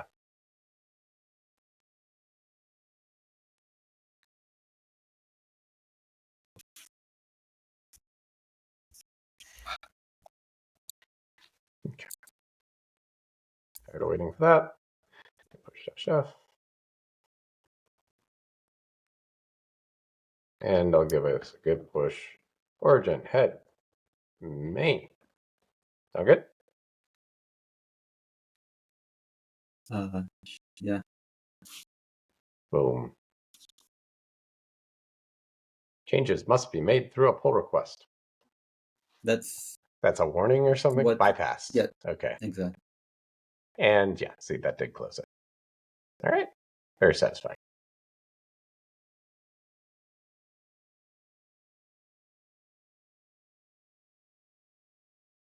Are we trying to stick to a milestone MVP? Have we? Oh, we hit MVP. Okay, great. Go us. Mm, Do we want to do some project grooming and figure out what the next thing we're trying to get done is? yes. Okay. So shall we make a new milestone? Yes, please. All right. I guess we're going for. I know exactly what it was. It was the Open API spec. Yeah. So what is our goal with this project? Like, when do we want to? Like, do we want to implement any of this vision? Like, We want to get it live without implementing any of the vision, I think. okay. So getting it live, I agree. Doing Open API documentation feels right. And so then I guess I would say the name of the milestone in my mind would be deploying it. And deploying it, I guess we can leave that ambiguous, but probably the goal is to chat with the infrastructure team and say, hey, could we run this thing on Nick's infrastructure? Mm-hmm. Okay, so let's make a milestone for deploy this thing. Can we see the closed ones? MVP. Okay. Yeah, just MVP. Okay. The title of the milestone can be the criteria. Well, I kind of wanted to call it deploy. Do you not like that Verb. name? Or like deploy to, launch? Launch might be a good name for it. What I like with project management and such and milestones is a criteria. Yeah. Such So I'd say as the criteria is the thing is launched. deployed. Sure. Deployed? Deployed, formally deployed for Nix PKGs. Right. Okay. Love it. Great milestone.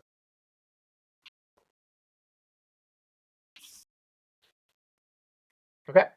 Great. So that's what we're trying to do. Let's take a look at how many of these 14 things apply. Okay. API server bound to a socket doesn't feel like it's relevant. We're not going to use that for the deployment. Use attribute to implement these conversions. I don't know what this is referring to. Do you remember? Just a detail. Okay. Does not feel like it belongs. That'd be nice, but it doesn't feel. This feels like. Okay, sorry, I skipped ahead. That would also be nice, but just doesn't feel like a big deal. This is definitely. I think we're agreed. Yes. This was something that came up. So, because I've been running on my home lab for a while, and I was paying somewhat close attention to it when I thought that this project was, nearing the finish line.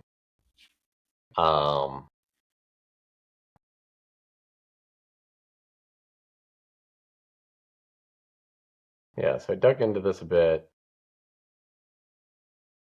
It's like a slow query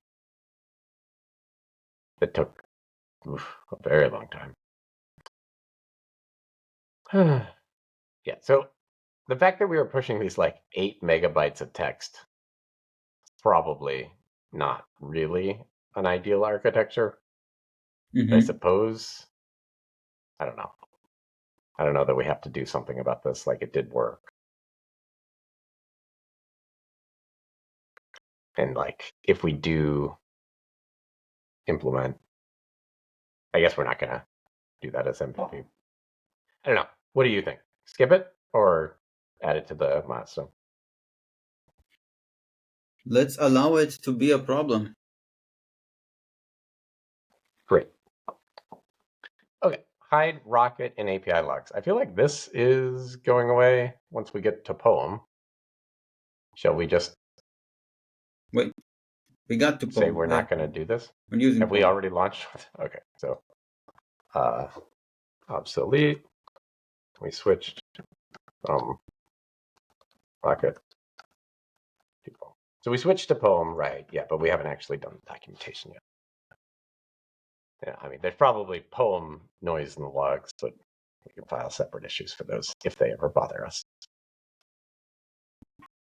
Adding an option for binding to an address I don't think that's going to be relevant for launching because I'm sure there's a reverse HTTP proxy involved in running this on official infra. Private repositories, not relevant for Nix packages. Query scalar, sounds like it's not going to be a big deal. Let's see. Doesn't say. I Do you remember this? I was maybe Roland said something. Mm-hmm. I don't remember how this came about. Okay. So we'll just forget about it for now. This is what, obsolete? Like, I've been spending a lot of time with program docs. Is that this thing?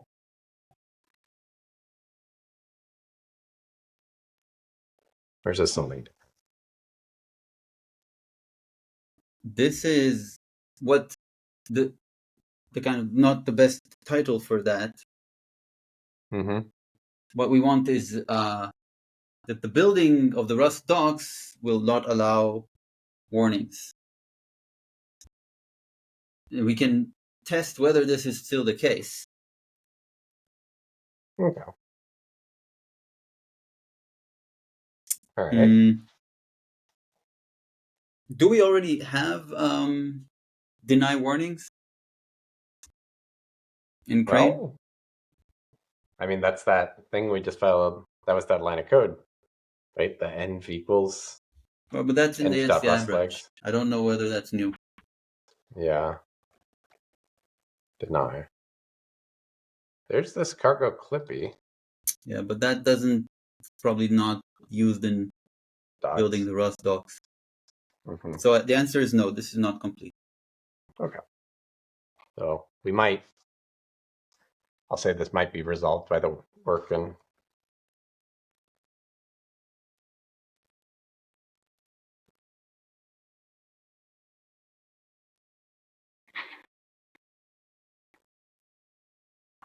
It's called NCI.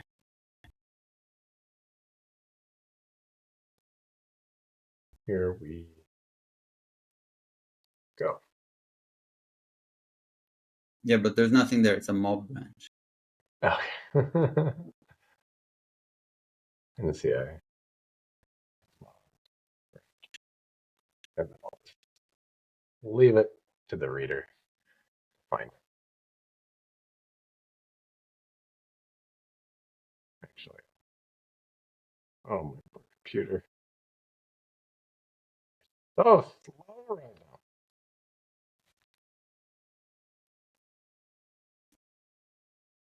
NCI mob branch. Oh my gosh. There. We did this. Sorry. This is not important. I think Okay. this is due to unclosing a tab. Yeah. It You didn't don't get refresh. the recent one. Okay. Support new line terminate. That's just a development experience thing. Re-exporting sounds like a style points. And then a silent init might be nice, but yeah, doesn't feel like a huge deal. So I guess that's it. We have one thing. Let's document the HTTP. Yeah. Yes, but here's the rabbit hole. For the purpose of OpenAPI, we wanted to have a dev server. Okay, that rings a bell. For the purpose of that, we wanted to have a dev shell that is modular. And NCI has a NumTies dev shell integration. Mm-hmm. So we thought we'd get two birds with one stone. Yeah. That has not worked out just yet. Eventually. So yeah, I mean, we have enough knowledge of the module system and flake parts to modularize a dev shell with the tools we have available to us without switching to NCI. It would just be a bespoke, internal option where we'd aggregate some settings and stick them We in a could dev shell. use NumTies dev shell without NCI. Or that. Yeah. If it's flake parts enabled, then yeah, we could we could do that for sure.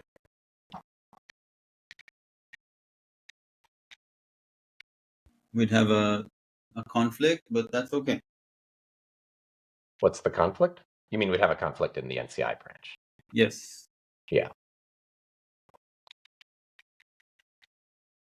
That's okay. Yeah, I mean, it's like, I don't know how you're feeling about the NCI branch. Is it like you're excited to push it over the finish line?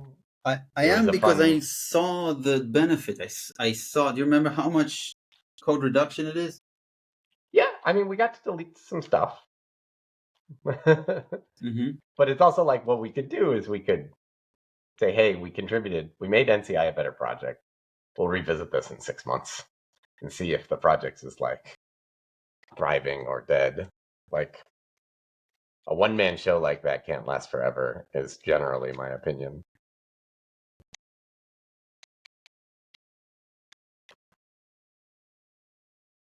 Well, let's proceed with what we can do right now. All right. We can do the shell. You see get pull, mob, trim, mob, We something. actually have a branch. Mob Okay. clean, if you Mob want. clean. Thank you. Nothing to clean. All right. Okay. Show us the What name? remote branches. G remote -r. Nope. Git branch. Right. Modular dev dev. show. Oh, look at that. Okay. You've been down That's this how this path work already. started, and then I said, NCI has the NumType dev shell integration. Got it. I mean, another thing we could talk about, if we're talking about stuff, is like, do we actually want to keep the program docs stuff around? Like, we're kind of just using it as a hack to document our environment variables. That's right. And like, is it worth talking about a different way of doing that? And then maybe we could push this NCI branch over the finish line.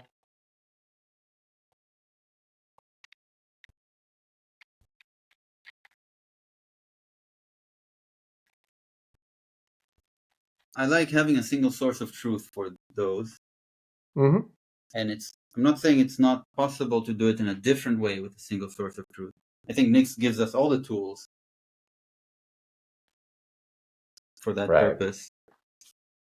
Remind And me Rust. how it works. What is the source of truth right now? It's Rust code, doc strings.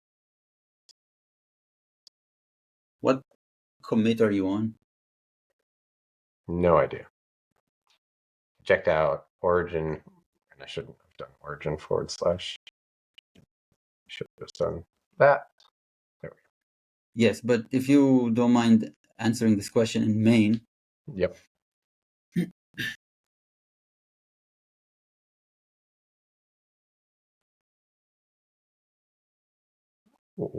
API / cert main. Well, build the program docs. And like what do you, yeah, like you can, Do you remember? it is called program docs. Or you can just look at, they're deployed, right? You can look at it.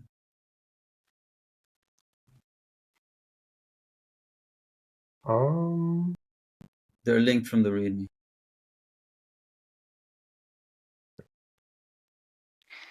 Great. Yeah.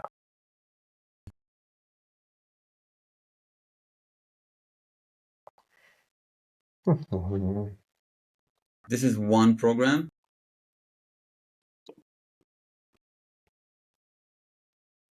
Yeah. Right. Okay. And then we have this port.md, which we like. Port.md, which we read at build time there. And then it's read in the Nix code there. Okay. Yeah, I remember this. And then how do you find the fetcher from here?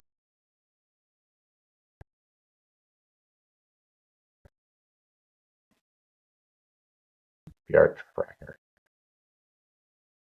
Okay. So for some reason, clicking on PR tracker API config. It's a just go to the top. Yeah, I don't know how. What do I click on? Yeah, that. Yeah.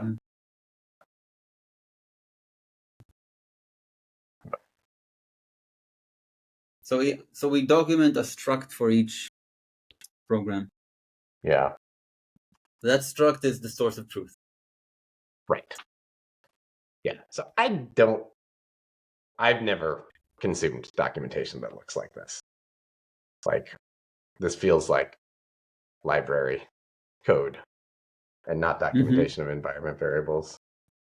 It is.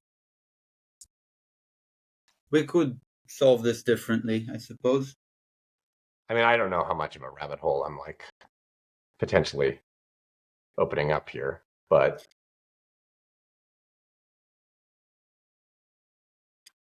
I totally agree with you. I also like having a single source of truth for things.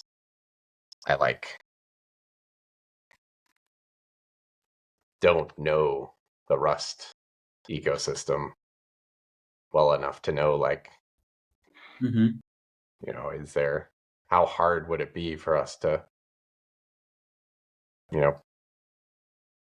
parse the comments on these structs and produce some docs, and then make it look decent in an HTML file. I guess that's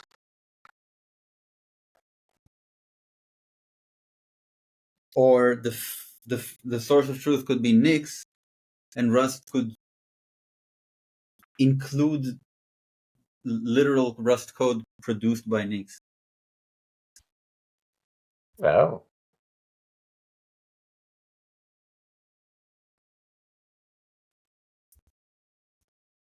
So the Nix code would write Rust code into the store, and then we wire up cargo with some environment variables or something to find the generated source code.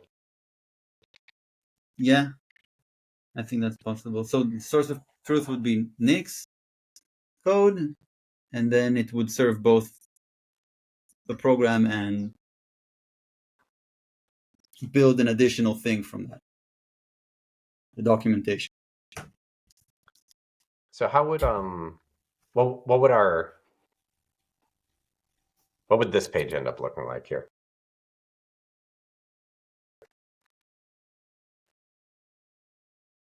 Whatever we want it to look like, we would be writing HTML in Nix. Okay. Got it. Generating HTML in Nix. I see.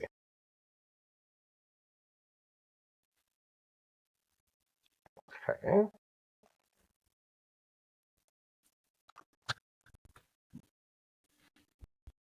The README is static, but we can have some deployed package. Yeah. It's just a single HTML file. Okay. Well. Or even Markdown. Yeah.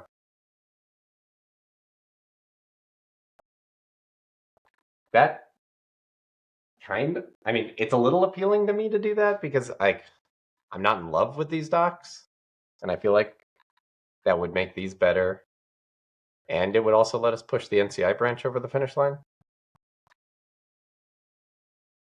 But I'm also down to just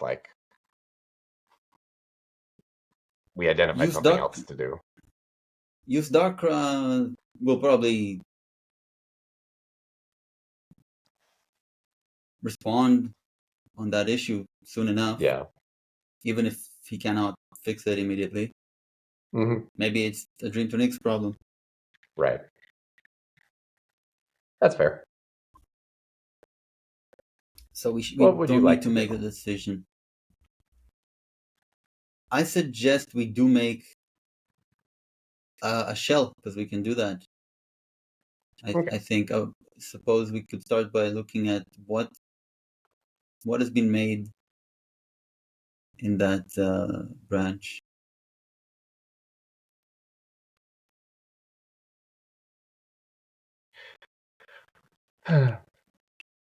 Start 7. Get diff. Get diff. You don't know what to diff against, or the base branch, right? That's what I was doing. Sorry, yeah. Yeah. Correct. Oops, reset. And get ourselves -t. All right. So, added dev shell. That makes sense. And then there's this dev shell.nix that we already had. We're using packages.make shell. Now we're doing it in a different way. Packages from packages and some lovely environment variables. And that's it. And it does seem like this setting could probably get set across the project. So yeah, I think this does what we want.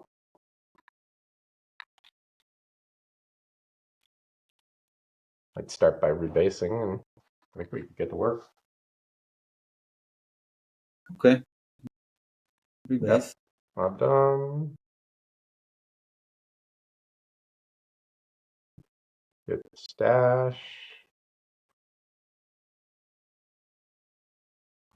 And then I'll do a get full rebase upstream main, origin main. Mob start 7. Push. Darn it. Push. Mob start 7.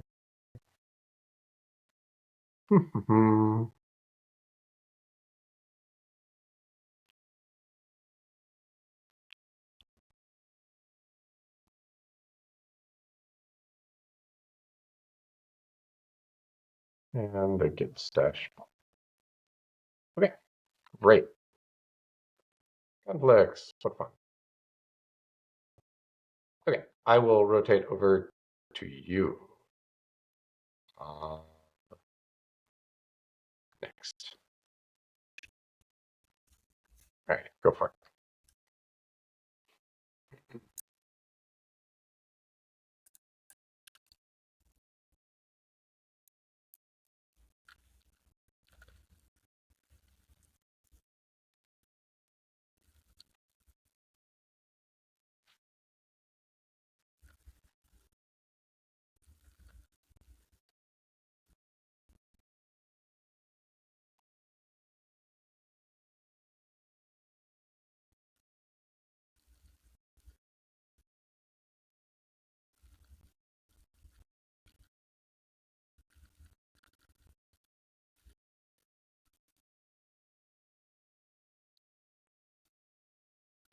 We added those environment variables for the build time.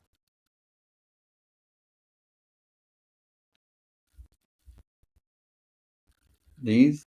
Yep.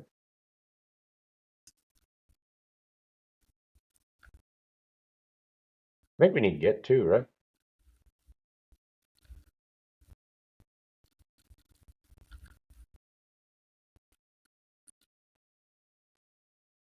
I think that's it.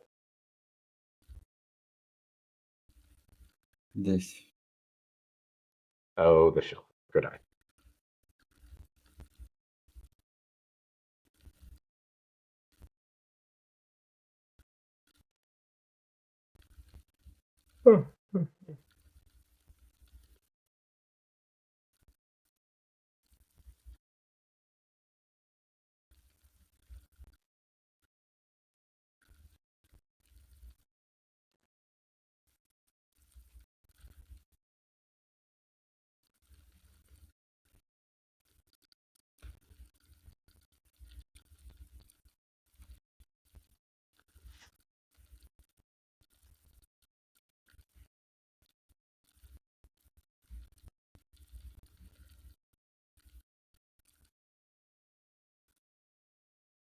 Okay, great.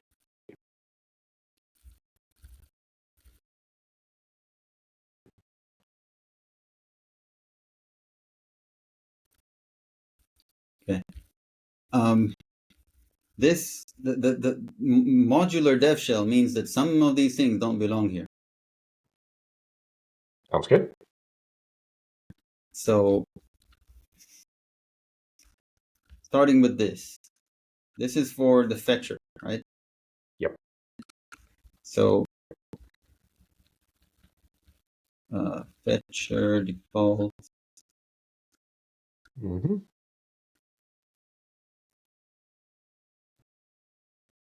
So I think we can add that dev shell environment variable as well.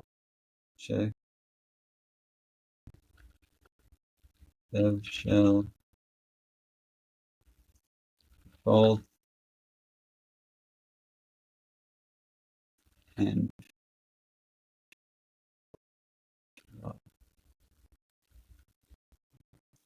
live.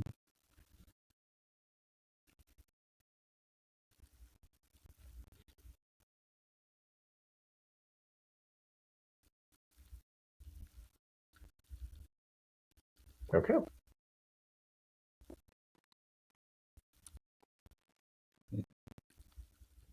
PostgreSQL init TP. So these two actually belong in. I think we don't have a place for it yet, but maybe a new one for DB context.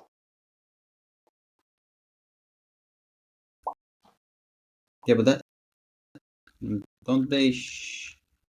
Oh, but before we do that, can you move the get over as well? Because that's specific to fetcher.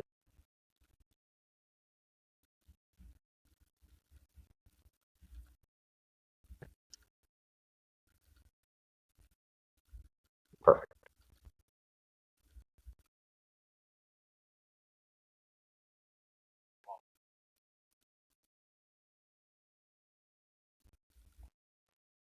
Sorry. These PostgreSQL, they are already in different places because Crane is not doesn't do any option merging. Right. So So, yeah, but we could modularize that as well, or we could treat that as a separate thing. I Dry would that treat up, it I as should a say. separate thing. Crane simply doesn't have it, but DevShell does have it. So now we can go ahead and do Blake.nix, we could say. And sorry, where does it belong again? It's called DB context. right. There's a crate called DB context. DB context. So for that crate,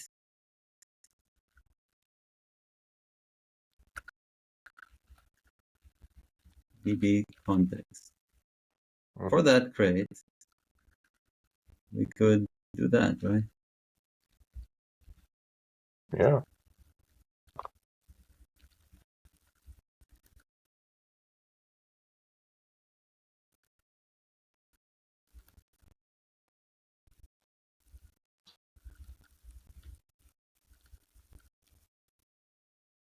First system dev shells default And and lib dot. live address this.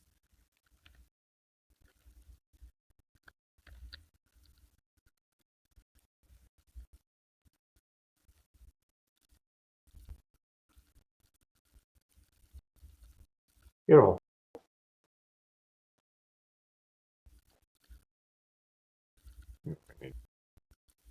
First system is a function, I guess.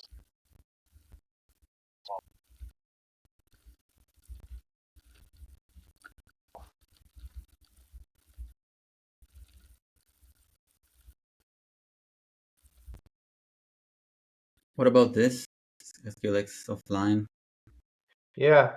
I mean, that's specific to store, right? Or, yeah, I Yeah, think it's store, right? We probably don't have a file for yet. right. We do. Oh, we do. Nice.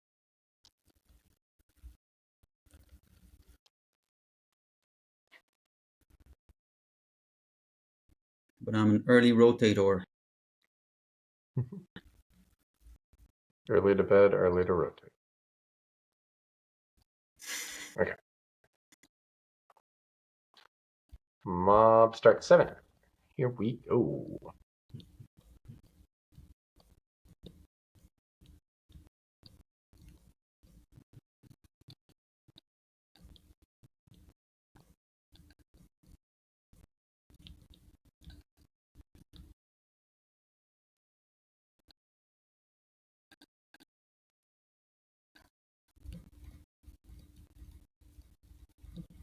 Okay.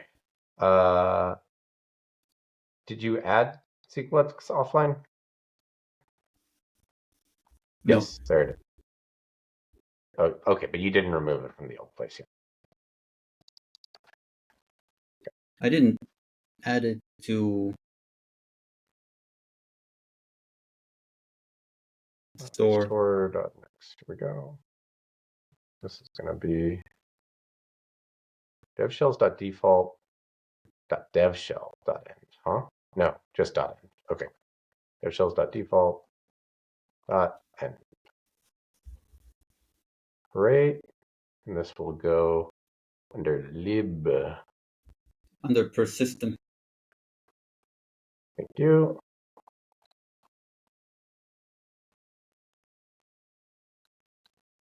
Okay.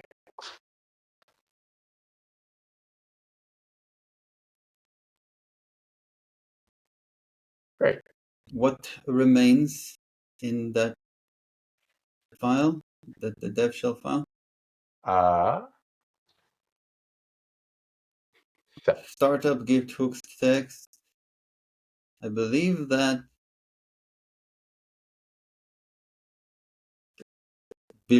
belongs in the git hooks module. okay, great. I agree. Seems reasonable. Dev shell's default dev shell, all that.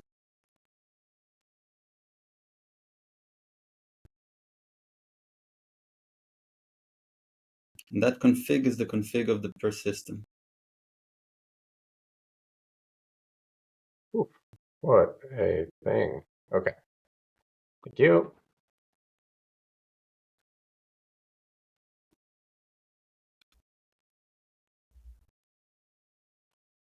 Okay.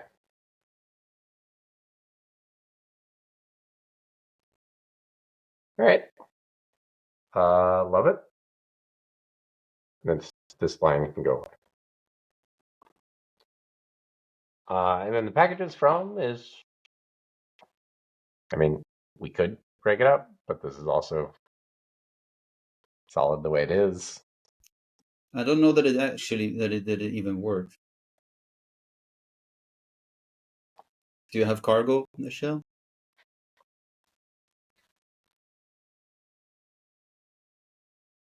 Are you surprised that I do? No, don't suppose that.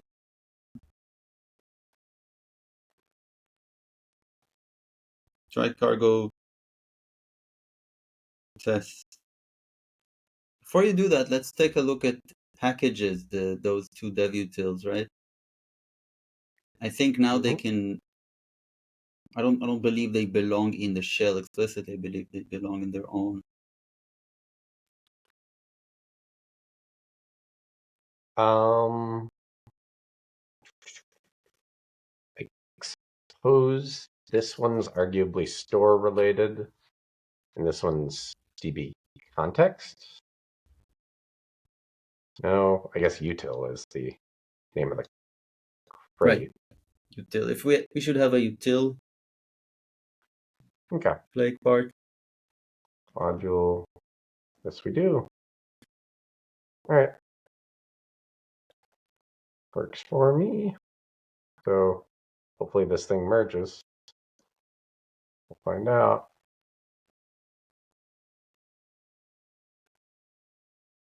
Of course it does. That's the second time tonight we've said that. Right. Uh-huh.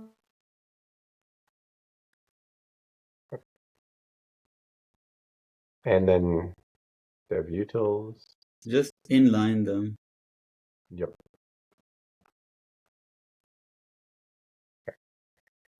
And then this will be packages.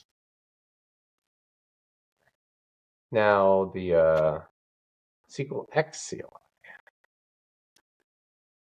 that all a store thing? It must be, right? All right, let's put it there. Module, store, boom, packages. Oops.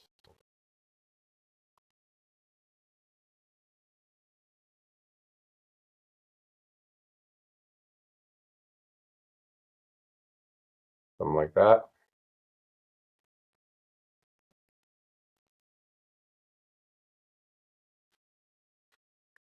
Mm-hmm. And then that goes away. All right. Next one. And then this could get collapsed. Or maybe it has another home. I don't know. Now this. Well, We don't need a let anymore. I think this does belong here now. Yeah. Okay. Shall I When we collapse use it? NCI, it'll be a little bit different because NCI makes even this shorter. You want me to squeeze this down to one line? Yes, please. Okay.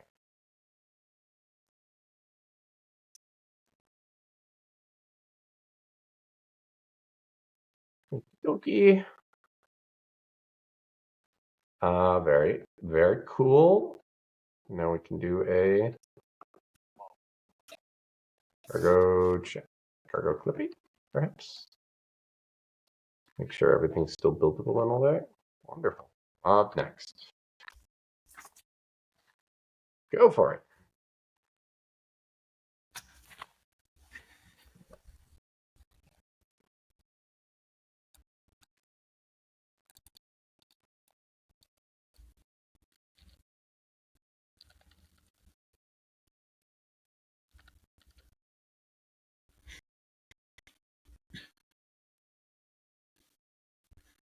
Okay.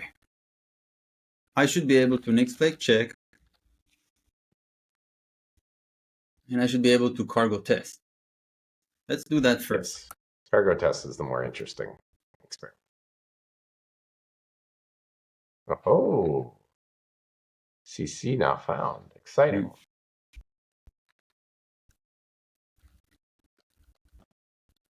Whereas I do have a CC. Why is that?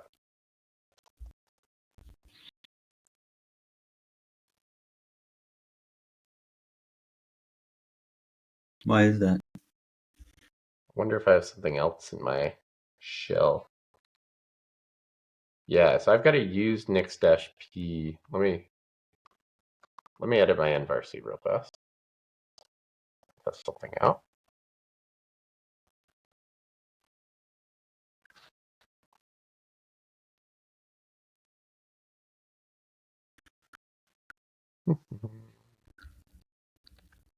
Yep, that's it.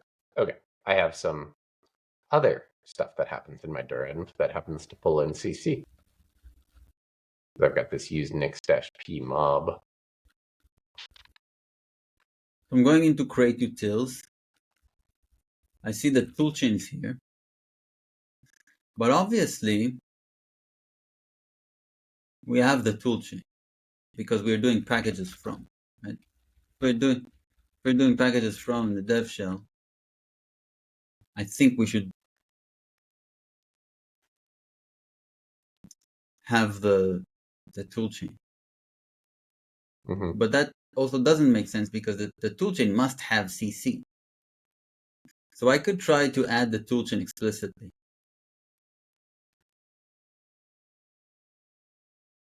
Okay.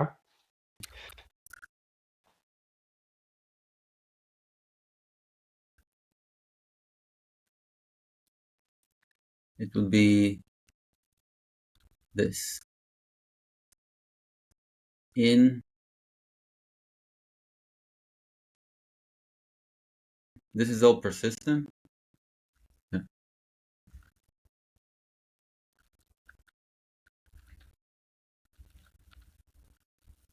Oh,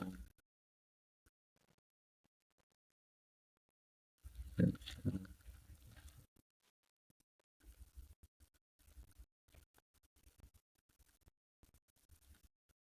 This makes sense. Worth a shot. Reload.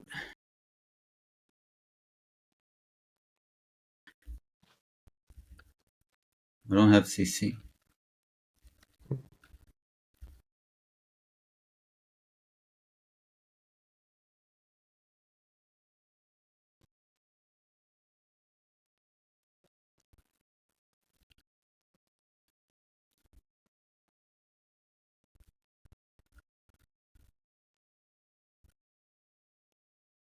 How does the if it's not from the toolchain, then where is it from?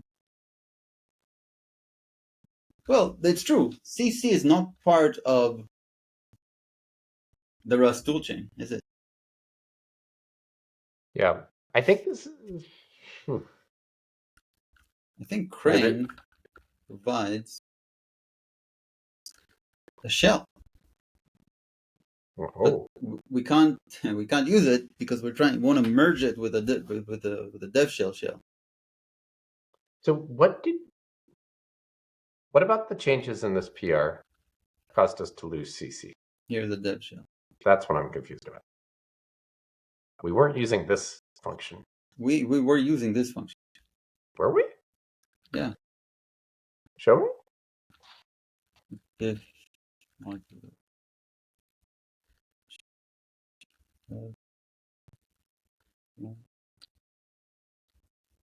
what file is it? Dev shell. Yeah, line 25. Make shell. That's not from Crane, right? Right. So I'm confused about how we broke this. What's dev utils? Maybe make shell is a std thing? Has CC? Oh, yeah, there's make shell no CC. Yeah, that's it. You're right. Make shell brings in GCC and CC. Make shell no CC, which is probably what dev shell uses. Numtide's dev shell uses. Okay. Cool. So then the question is, what's the right way for us to pull this thing in? The right way is to do whatever Crane does. And so since there is this thing, Mm-hmm. and it takes a thin wrapper around the make shell Mm-hmm. for creating development shells for users next develop. Except where noted below, all derivation attributes are passed straight through. So any make shell behavior can be used as expected. Namely, all key value pairs other than those make shell consumes will be set as environment variables. Note that the current toolchain's cargo, Clippy, Rust C, and Rust film packages will automatically edit the dev shell. Optional attributes, checks. Set up checks to inherit inputs from.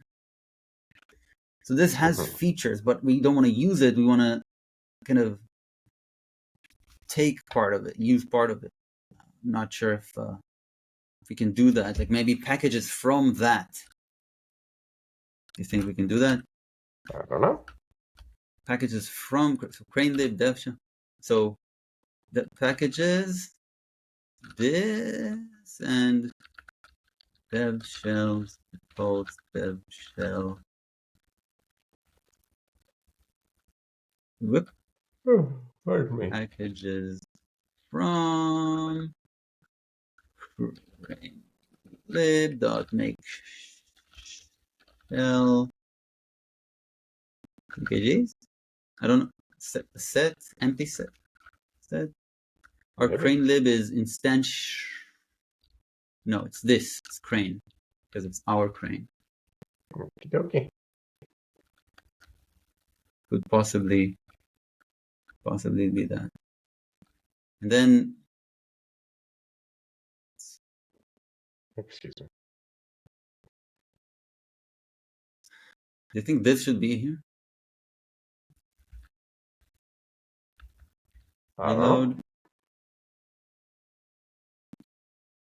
Make shell miss. Dev shell. Crane lib dev shell.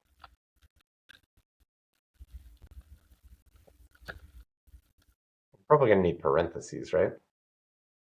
We got an array of linked one. Sorry.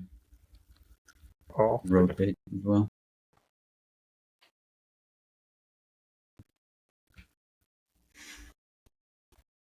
Rotated. all right. 6, 7. Okay. And reload dev shell. And then crane dev. Crane dev. Is in crate utils. Crate.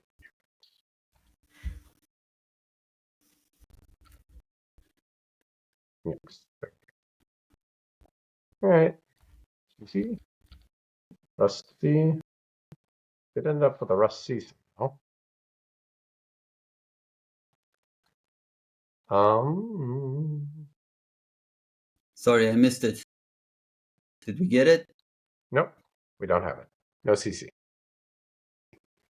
So that package is from DevShell doesn't, Crane DevShell doesn't bring us CC, does it?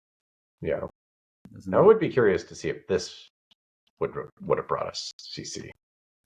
If we'd said like, instead of using NumTide's dev shell, just going to add a different dev shell here. It's a quick hack. I'll say, was it dev shells.hack equals or something? And var.c, and then we'll say use flake. Just use next develop instead of modifying this. Okay, next develop. Hashtag. That brought it in? Yeah. Okay. So dev shell, this does do what we want, but this package is from is not quite the right way to pull it off.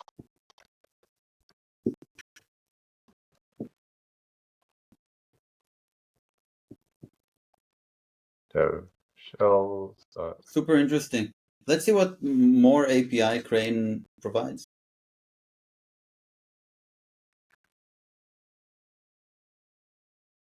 Oof. There's not going to be anything useful here, right? Inputs. Crane has API documentation and it. Crane. That it? Okay.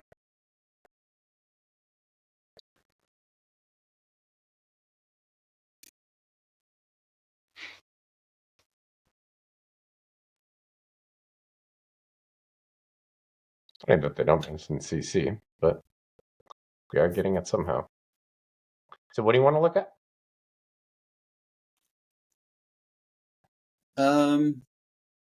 Yeah, the rest of this. Oh, well, that's the end of that. Yeah. We can look at like the source code of it, which might be interesting. What about GCC? Like just searching for it? Mm-hmm. Nothing in there. Nothing here. Wait, what? How? Nothing? Nothing. It is mentioned here in checks. I wonder how Only in check. Maybe because it's from studenv, you know? Yeah, maybe it. Then search for studenv in Crane Docs. Well, I think if we look at this dev shell function and just see what it uses under the hood. Oh, wait, I mean, they tell us. It's a thin wrapper, right? Don't they tell us the answer to this question? Assuming we trust them. It's a thin wrapper around make shell. And we know make shell provides CC, because that's what we used to use. So they're not Sure, making it but available. maybe CraneLib offers a way to obtain the studenv that will be used. Because it's not used only in the shell, it's used primarily in the build environment. Right. Yeah. So you're saying like somehow when we're building a package, we end up with a CC available. And studenv. that's Crane uses a studenv. It includes it in. It obtains it from the packages and it uses it in the builds, and it includes it in the shell as well. Yep. I mean, because it uses make shell, but that's not the same. So it's funny. CC shows up there.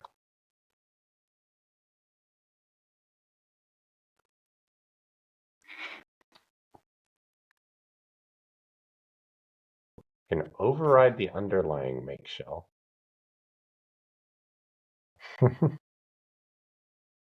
this is strange. You know why this is strange, this example? Because I don't want to say I want to use the mold linker in my shell only. I want to use it in the build of the packages, and then it would end up in the shell by extension. Yeah. I agree. No. Heard of mold. I've used it. It's much faster than VCC because it's parallel. Oh, right. It's much faster. All right. So, student. How can we get this? The student that we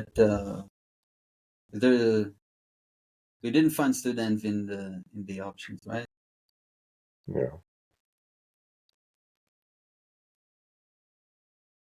About linker. So this is an input I think we're looking at here. Optional attributes for cargo derivation. What about linker? Because we're not using all of many things from student. We're just using the linker. Well, I mean, I think that the build is occurring in like the student build environment, which does have a GCC and a CC. Just that's what you get for free when you're writing a derivation using Nix packages tooling. Sorry, what's the point? Like if you use student.make derivation, right? Isn't that the helper function? It's a helper function. Like what I'm claiming, whatever this thin, wrapper around. So what I'm saying is Crane uses So the contract student. is that it uses student. So if we grab the same student that we give it, we should be fine, right? Yeah, exactly. I think so. Okay. We'll rotate. Up next. Go for it. So how do we give it?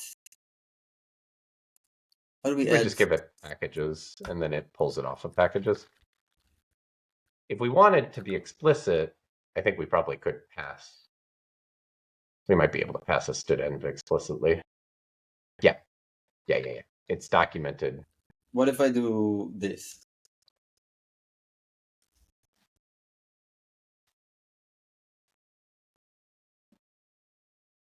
Interesting. I expect more things here.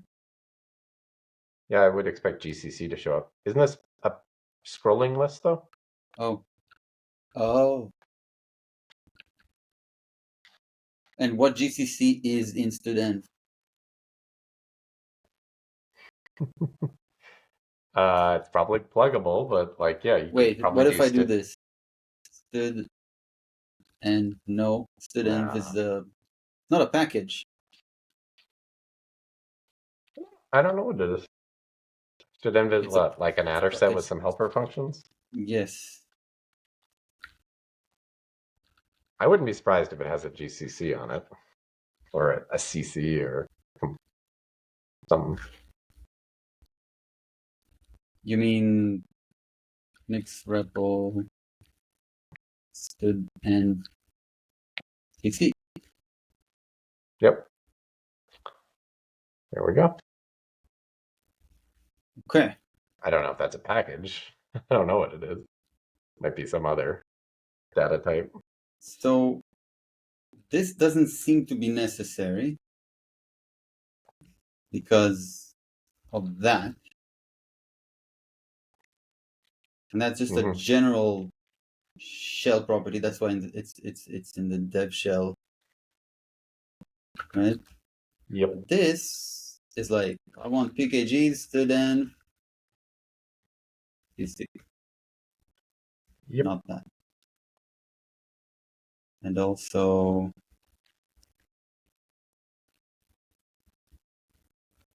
this, no, that,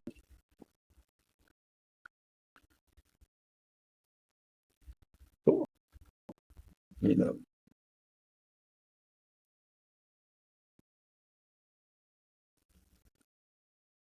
Nice. Cargo, that.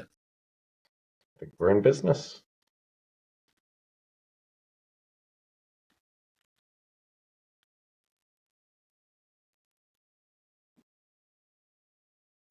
Yep. So kind of nice and numpy to force us to be explicit about this. I agree.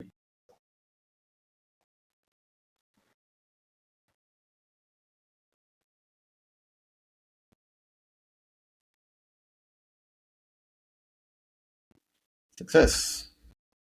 Sweet. It's pumped. And let's look at the diff. There's some conflict markers. Oh no, no formatter for path license. Sure. Hold on just a moment.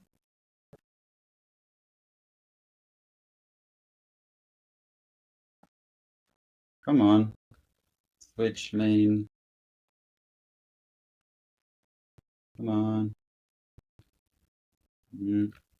Um, we don't have global excludes.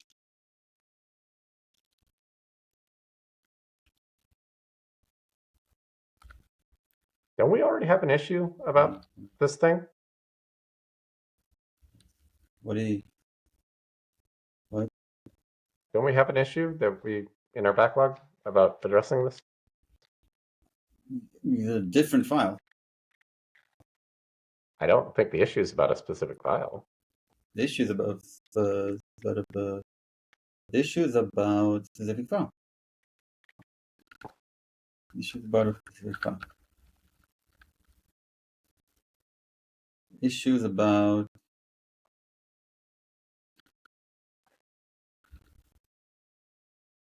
Yeah, it's having just no have no warnings. warnings from. Yeah, Right. that's all. But we have introduced a warning, a new one. I'm going to Sure. fix that. I mean, that's the policy in this repo is they're okay to do until we address that issue. Uh, okay. You know what? Fine. Don't obsess over things we can't automate. No. Well, I mean, obsess over, the code we're writing, but this is just, I don't know. I'll do a Also, since I'm a yeah. maintainer, I think that warning is going to go away. At least Jonas filed an issue about it. And too many people are getting distracted by it and not actually acting upon it. For that file? No, just the warning about not having a formatter configured for. Oh, where do I where no? Where do I say no? I'll I give need you a that link. warning. I know. But it's very poorly implemented right now because it's cache dependent. Like, Right, right. um, I know how to get it though. Anyway, there you go. I am sending you a thingy on Matrix. here's the You can diff. subscribe or provide your feedback. Thanks.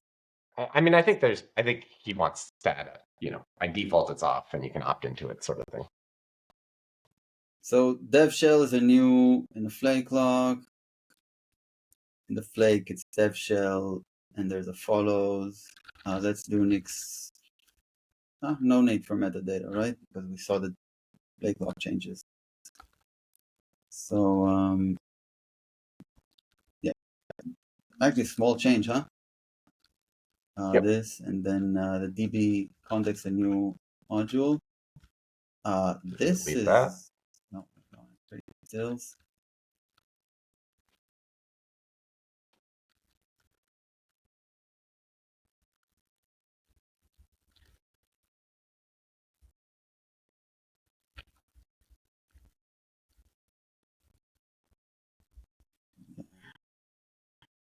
To the MCC.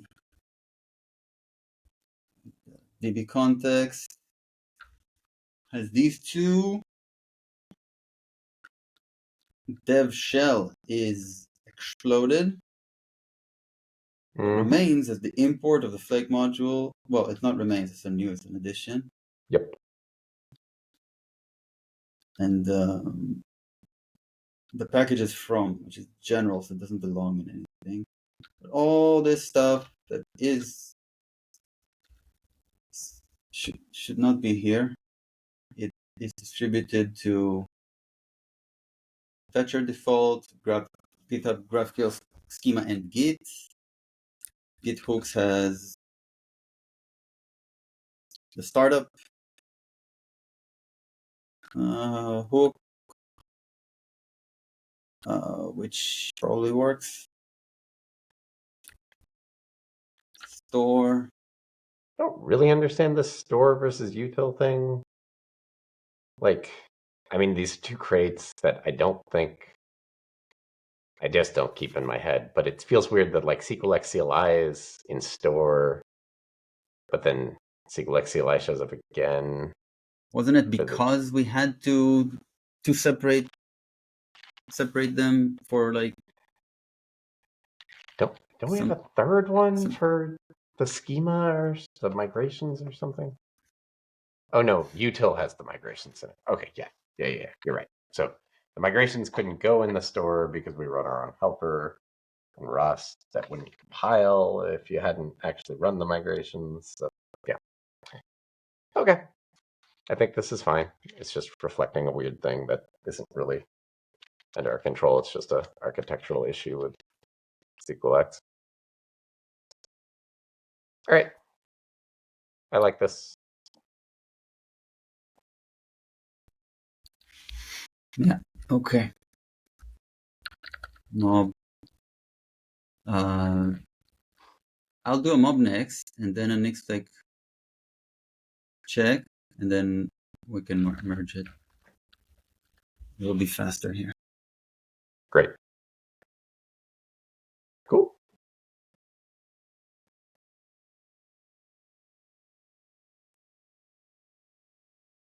And then when we commit, we will be able to see whether the Git hooks are still installed. Actually, that's right. If they were installed, they are installed.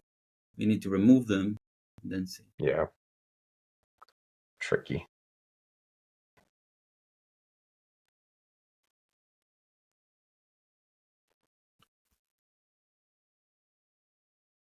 Okay. This will take a moment. So modular dev shell then allows us to add this command. Right? We wanted just to have a command in the shell that comes from some module, some flake part. And what we wanted that command to be is dev server. Mm-hmm.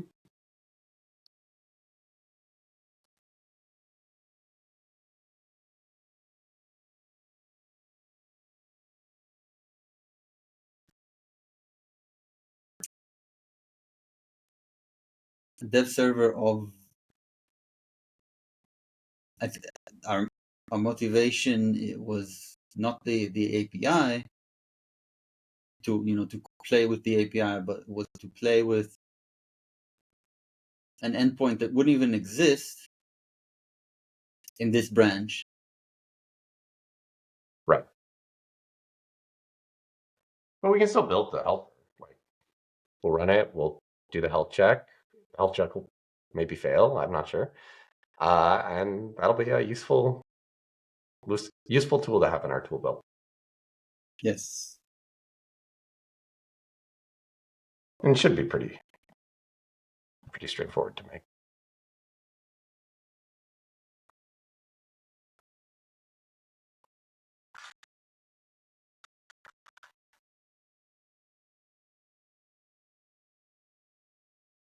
That succeeded. Great. Now I will remove .git Sweet. hooks pre commit here and reload. Alrighty. I don't see it saying installing blah blah blah. Yeah, I don't know if it says anything.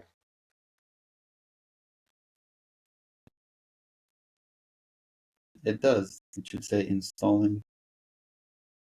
Okay. So the pile does not exist.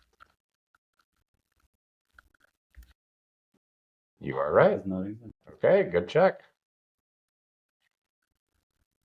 Okay. Well, it's rotated. Alrighty. Here we go.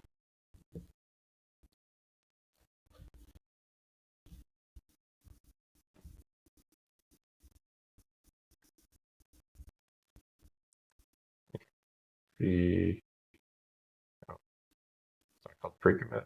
It's called git hooks. Okay.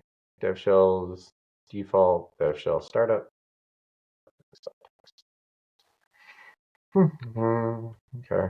Well, let's do our standard thing.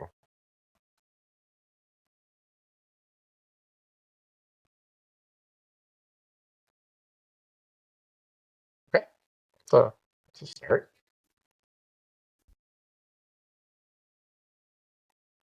So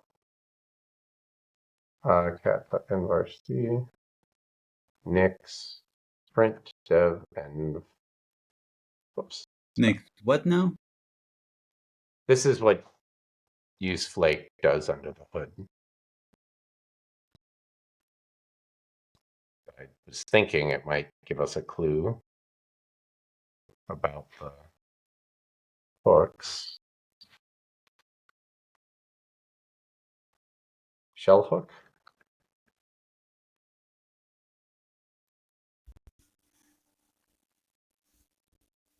Does this have get hook?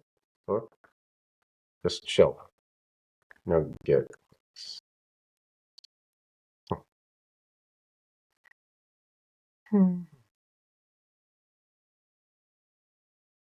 Okay.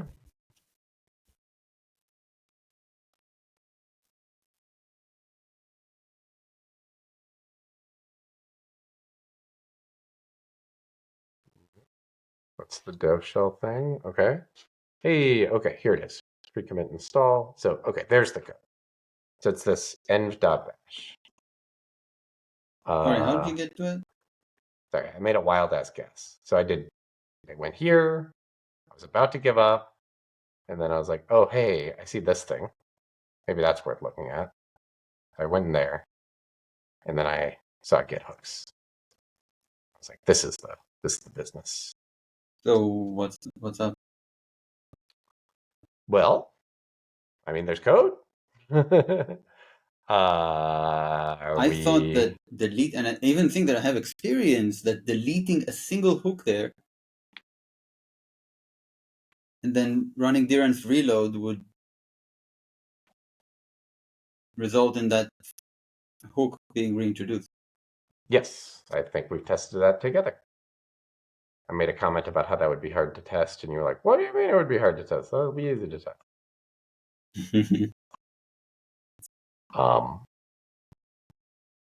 So Yeah, I mean, it's looking for this precommit.config.yaml. Does that exist?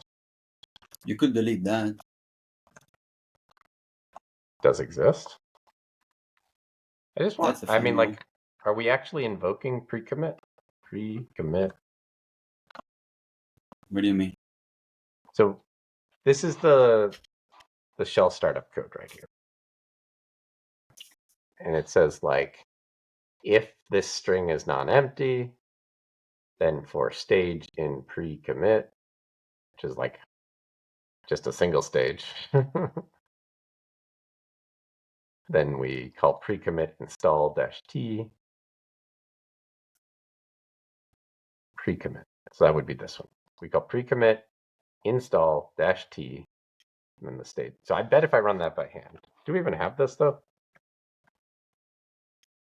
We do. Okay. If I do this, what was it? Pre-commit. Mhm.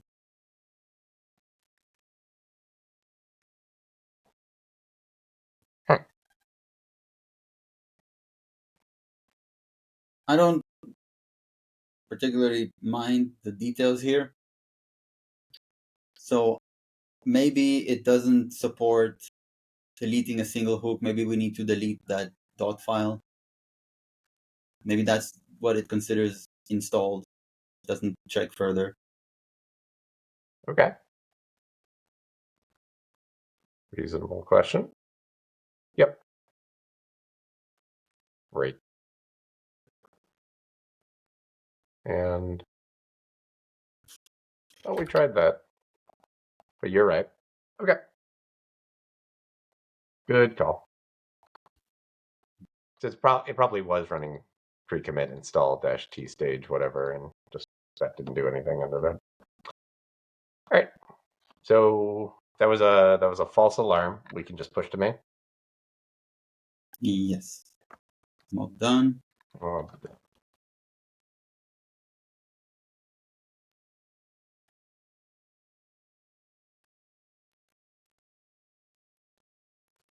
okay. There's your hook. Yep. We'll go next vote. All right. All right. What do we have here?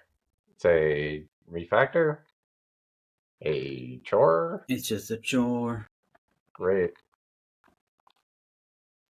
Modular dev shell. Mm-hmm.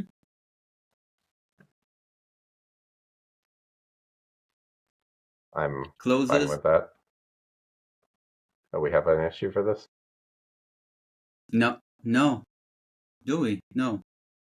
I don't think we do. No. Okay, great.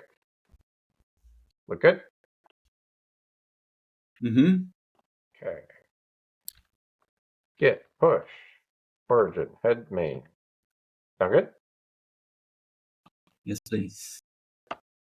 Wonderful. Feels good. All right. So now we can add a little starter upper script. Yes, but we have only 25 minutes for that. Mm-hmm. I think it's a straightforward task. I'm down if you want to do it. Okay. Okay. But all right, let's do it. Git checkout -b add server So playground be script. and I'll be back in 3 minutes All righty. approximately. See you soon. API default, and we'll add a new function here. Dev shell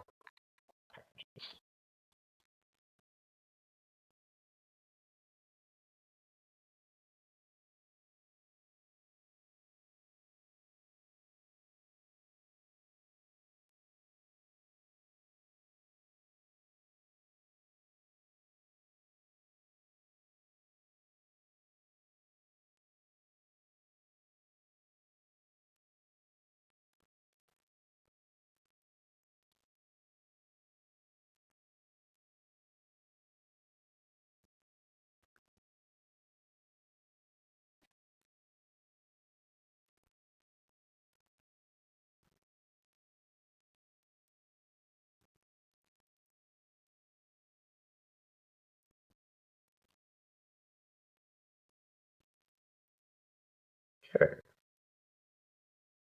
That should create a util run API script.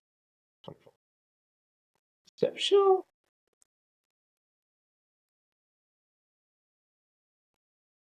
Well, preferred way of doing this. Commands or something. I feel like they.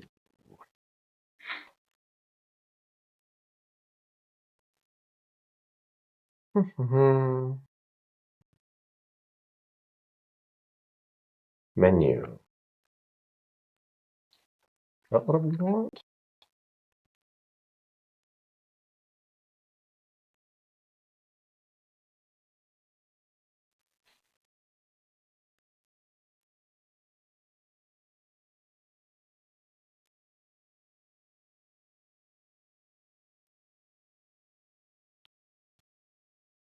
Nope. Still building there.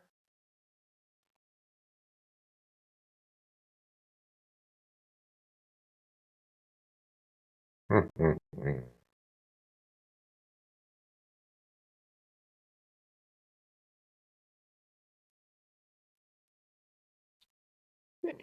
Okay. What are these commands?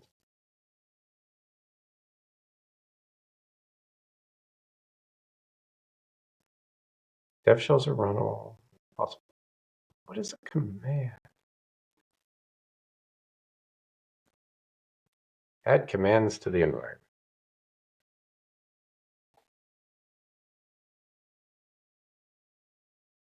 Okay, that sounds nice. Commands.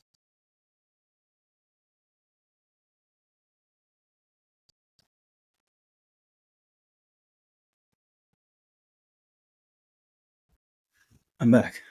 Okay, so this is a bit of a unrelated change, but did you know about DevShell's support for commands? Yes. Do we want to switch to using those? For our, instead of packages, for our two utilities. Yeah, because I this don't new quite thing we're get. adding. Um, I don't quite understand what the benefit of this is. I guess one thing is we wouldn't have to expose it in our flake anymore, like things that are arguably just for development. And then I guess you get this nice little documentation when you enter the dev shell. We don't have to expose them in the flake. What are we exposing in the flake? Maybe I'm confused about how this works. Next flake show. I thought.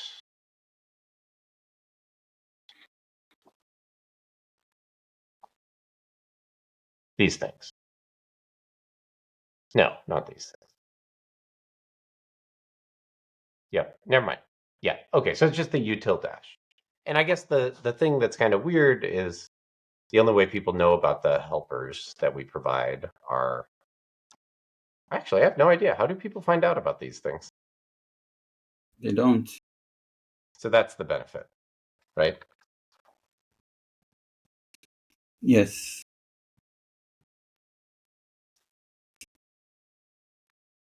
So this is unrelated. So, So we don't have to it's do this, but might be the nice.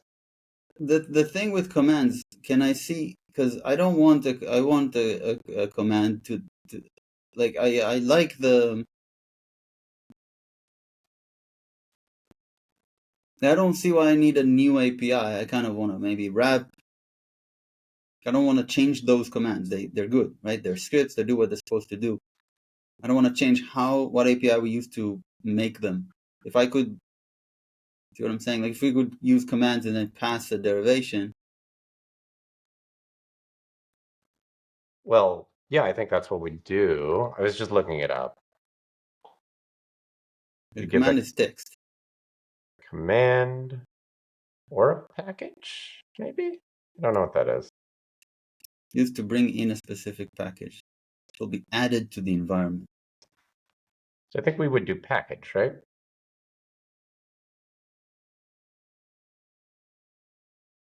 Instead of command. You Instead of think so? command. Maybe? That makes sense, yeah. Yeah, like right here. Here's an example.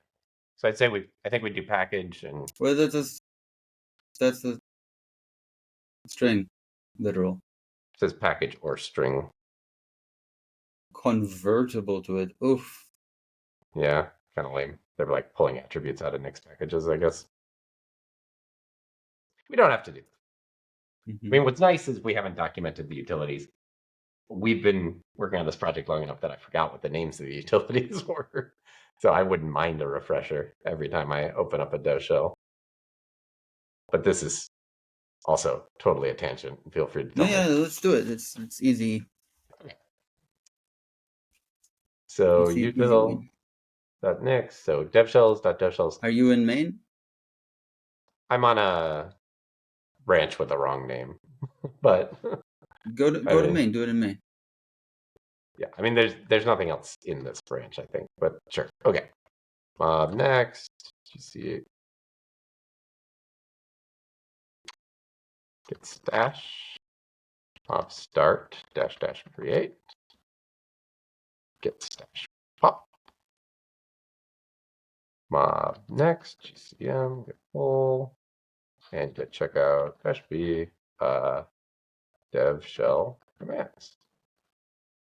Okay. Mm-hmm. Mob start dash dash start dash dash create. And in util.nix, we will change this from devshell.packages to, I don't know the context here. It's not dev shell. It's top level command. Oh, it's a top level thing. Wow. Okay. Like not even dev shell. Dev shell's default. How are you figuring that out from this page here? Because that would be the top. The top. The top. I don't get it, but Maybe I already know this. I'm okay. And then familiar. the name is, I guess, this thing, which equals an attr set of help, name, and command, and we'll just start with package, I guess. Hold on. Oh, runtime. No, this whole right shell. Jeremy, it's a Yes, list. it is a list. Commands. So what's this command dot star? I was Star is reading the that. list member. So that's the index or something? Mm-hmm. Okay. I do not know how to read these docs. That's fine. Doop-a-doop-a-doo, doop-a-doop-a-doo. But it's a list. It's a list of an attr. Yes, thank Yeah. you. Okay. Name equals. And package equals. There we go. Okay, let's see if that works Now we have before I do the name other one. twice.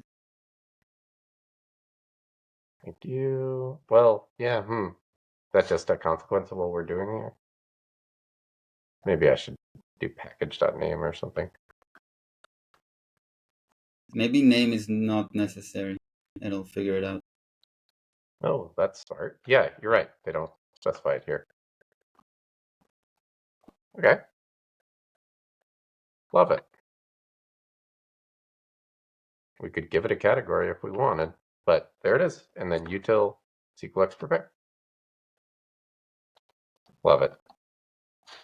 And then I guess a little help wouldn't be the worst idea, right? Help equals, this is like,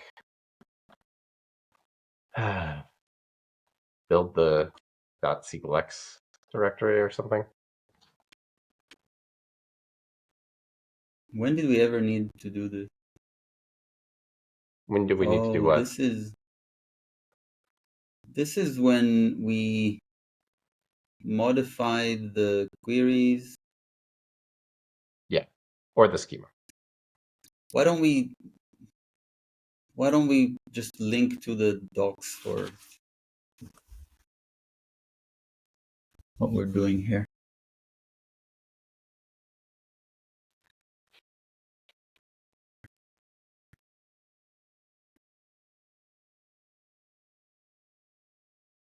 Us, we got.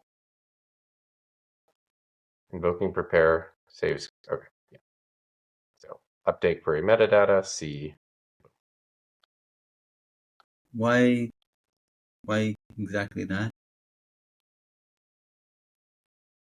Well, I don't know. Enable building in offline mode with query. Yeah. And then invoking prepare saves query metadata to .sqlx in the current directory, which is not how we're using it. We're putting it somewhere else. But this feels like the docs for the thing we're doing. Permalink. Good call. Latest release. There's like but you don't have to do this yourself.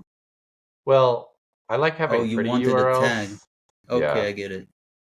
So I'd really love permalink for latest tag or something. Mm-hmm.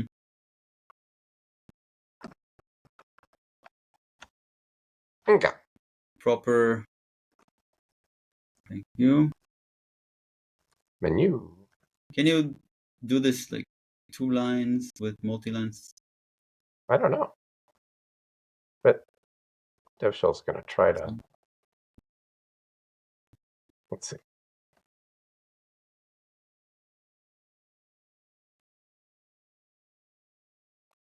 Do we want to do lowercase for consistency with them? Oh, that works, but maybe we don't want it to work.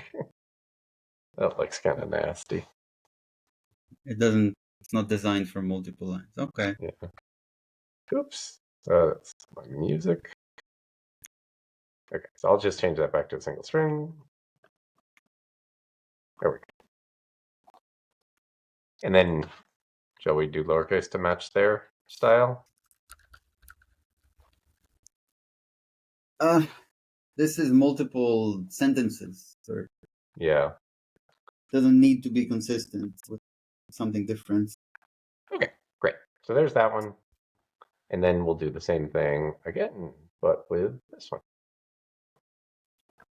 This will be package equals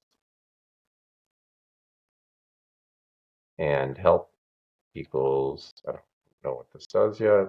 We'll find out in a second.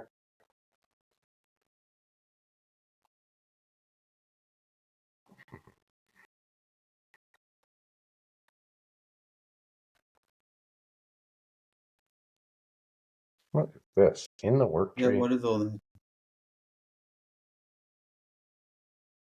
.sqlx. Yeah. Oh, interesting. Have we changed our, because I did run that command. Maybe we've got some drift. It was from formatting. No, Possibly. I don't think it was from formatting. I think it was from me running. I ran this command at some point. What I mean is that the query may have been formatted. Oh. But the query is in Rust code. The original query is Rust code. It shouldn't be formatted. It's a macro invocation. Yeah. I mean, it seems to me like what happened is we refactored our code and dropped queries or something, which doesn't break anything. Like, we probably just deleted lines of code that had queries. Really? Or refactored queries that, existed at one point. Well, undo this. Like, don't allow it in this branch to be deleted. I have. And we can fix that in a separate branch. Mm-hmm. But then we might also want to enforce it. So, I don't know. Let me file an issue for that. So, enforce no orphaned query metadata in .sqlx.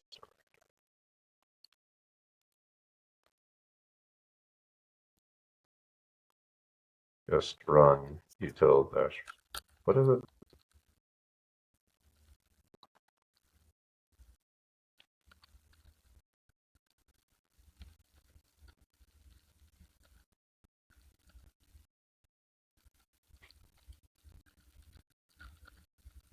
Where's main?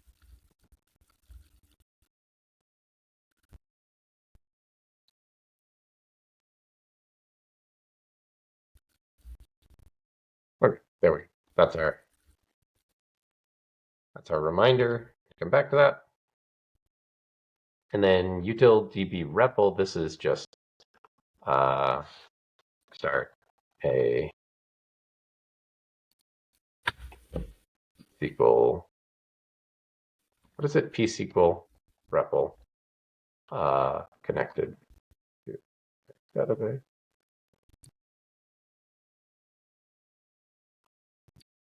Solid. All right. We did it.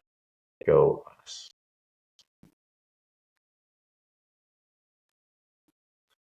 All right. We could categorize them, but I don't really know what the categories would be. We have just 2. Yeah. All right. Here we go. Mob. Done. Can I do done? Or do I have to do an next first? You can do that. Git commit.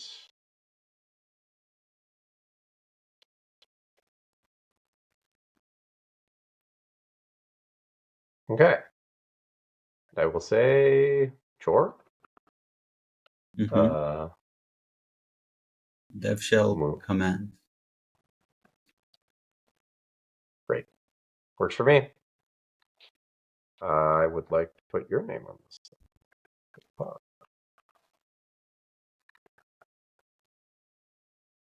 Sound good? Thank you. Alrighty.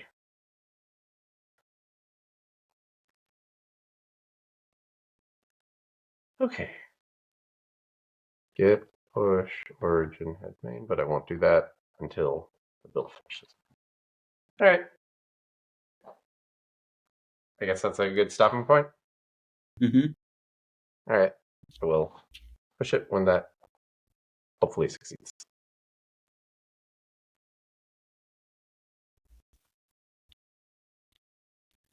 Good work today, Jeremy. You too. So Thank you tomorrow for we will. watching. Oh yeah. Bye everyone. Please like, share, and subscribe. And if you want to join us, then be part of this rotation. So it's not ping pong. It's circular, it's triangular, and then the platonic solids. So until then, be well. Bye.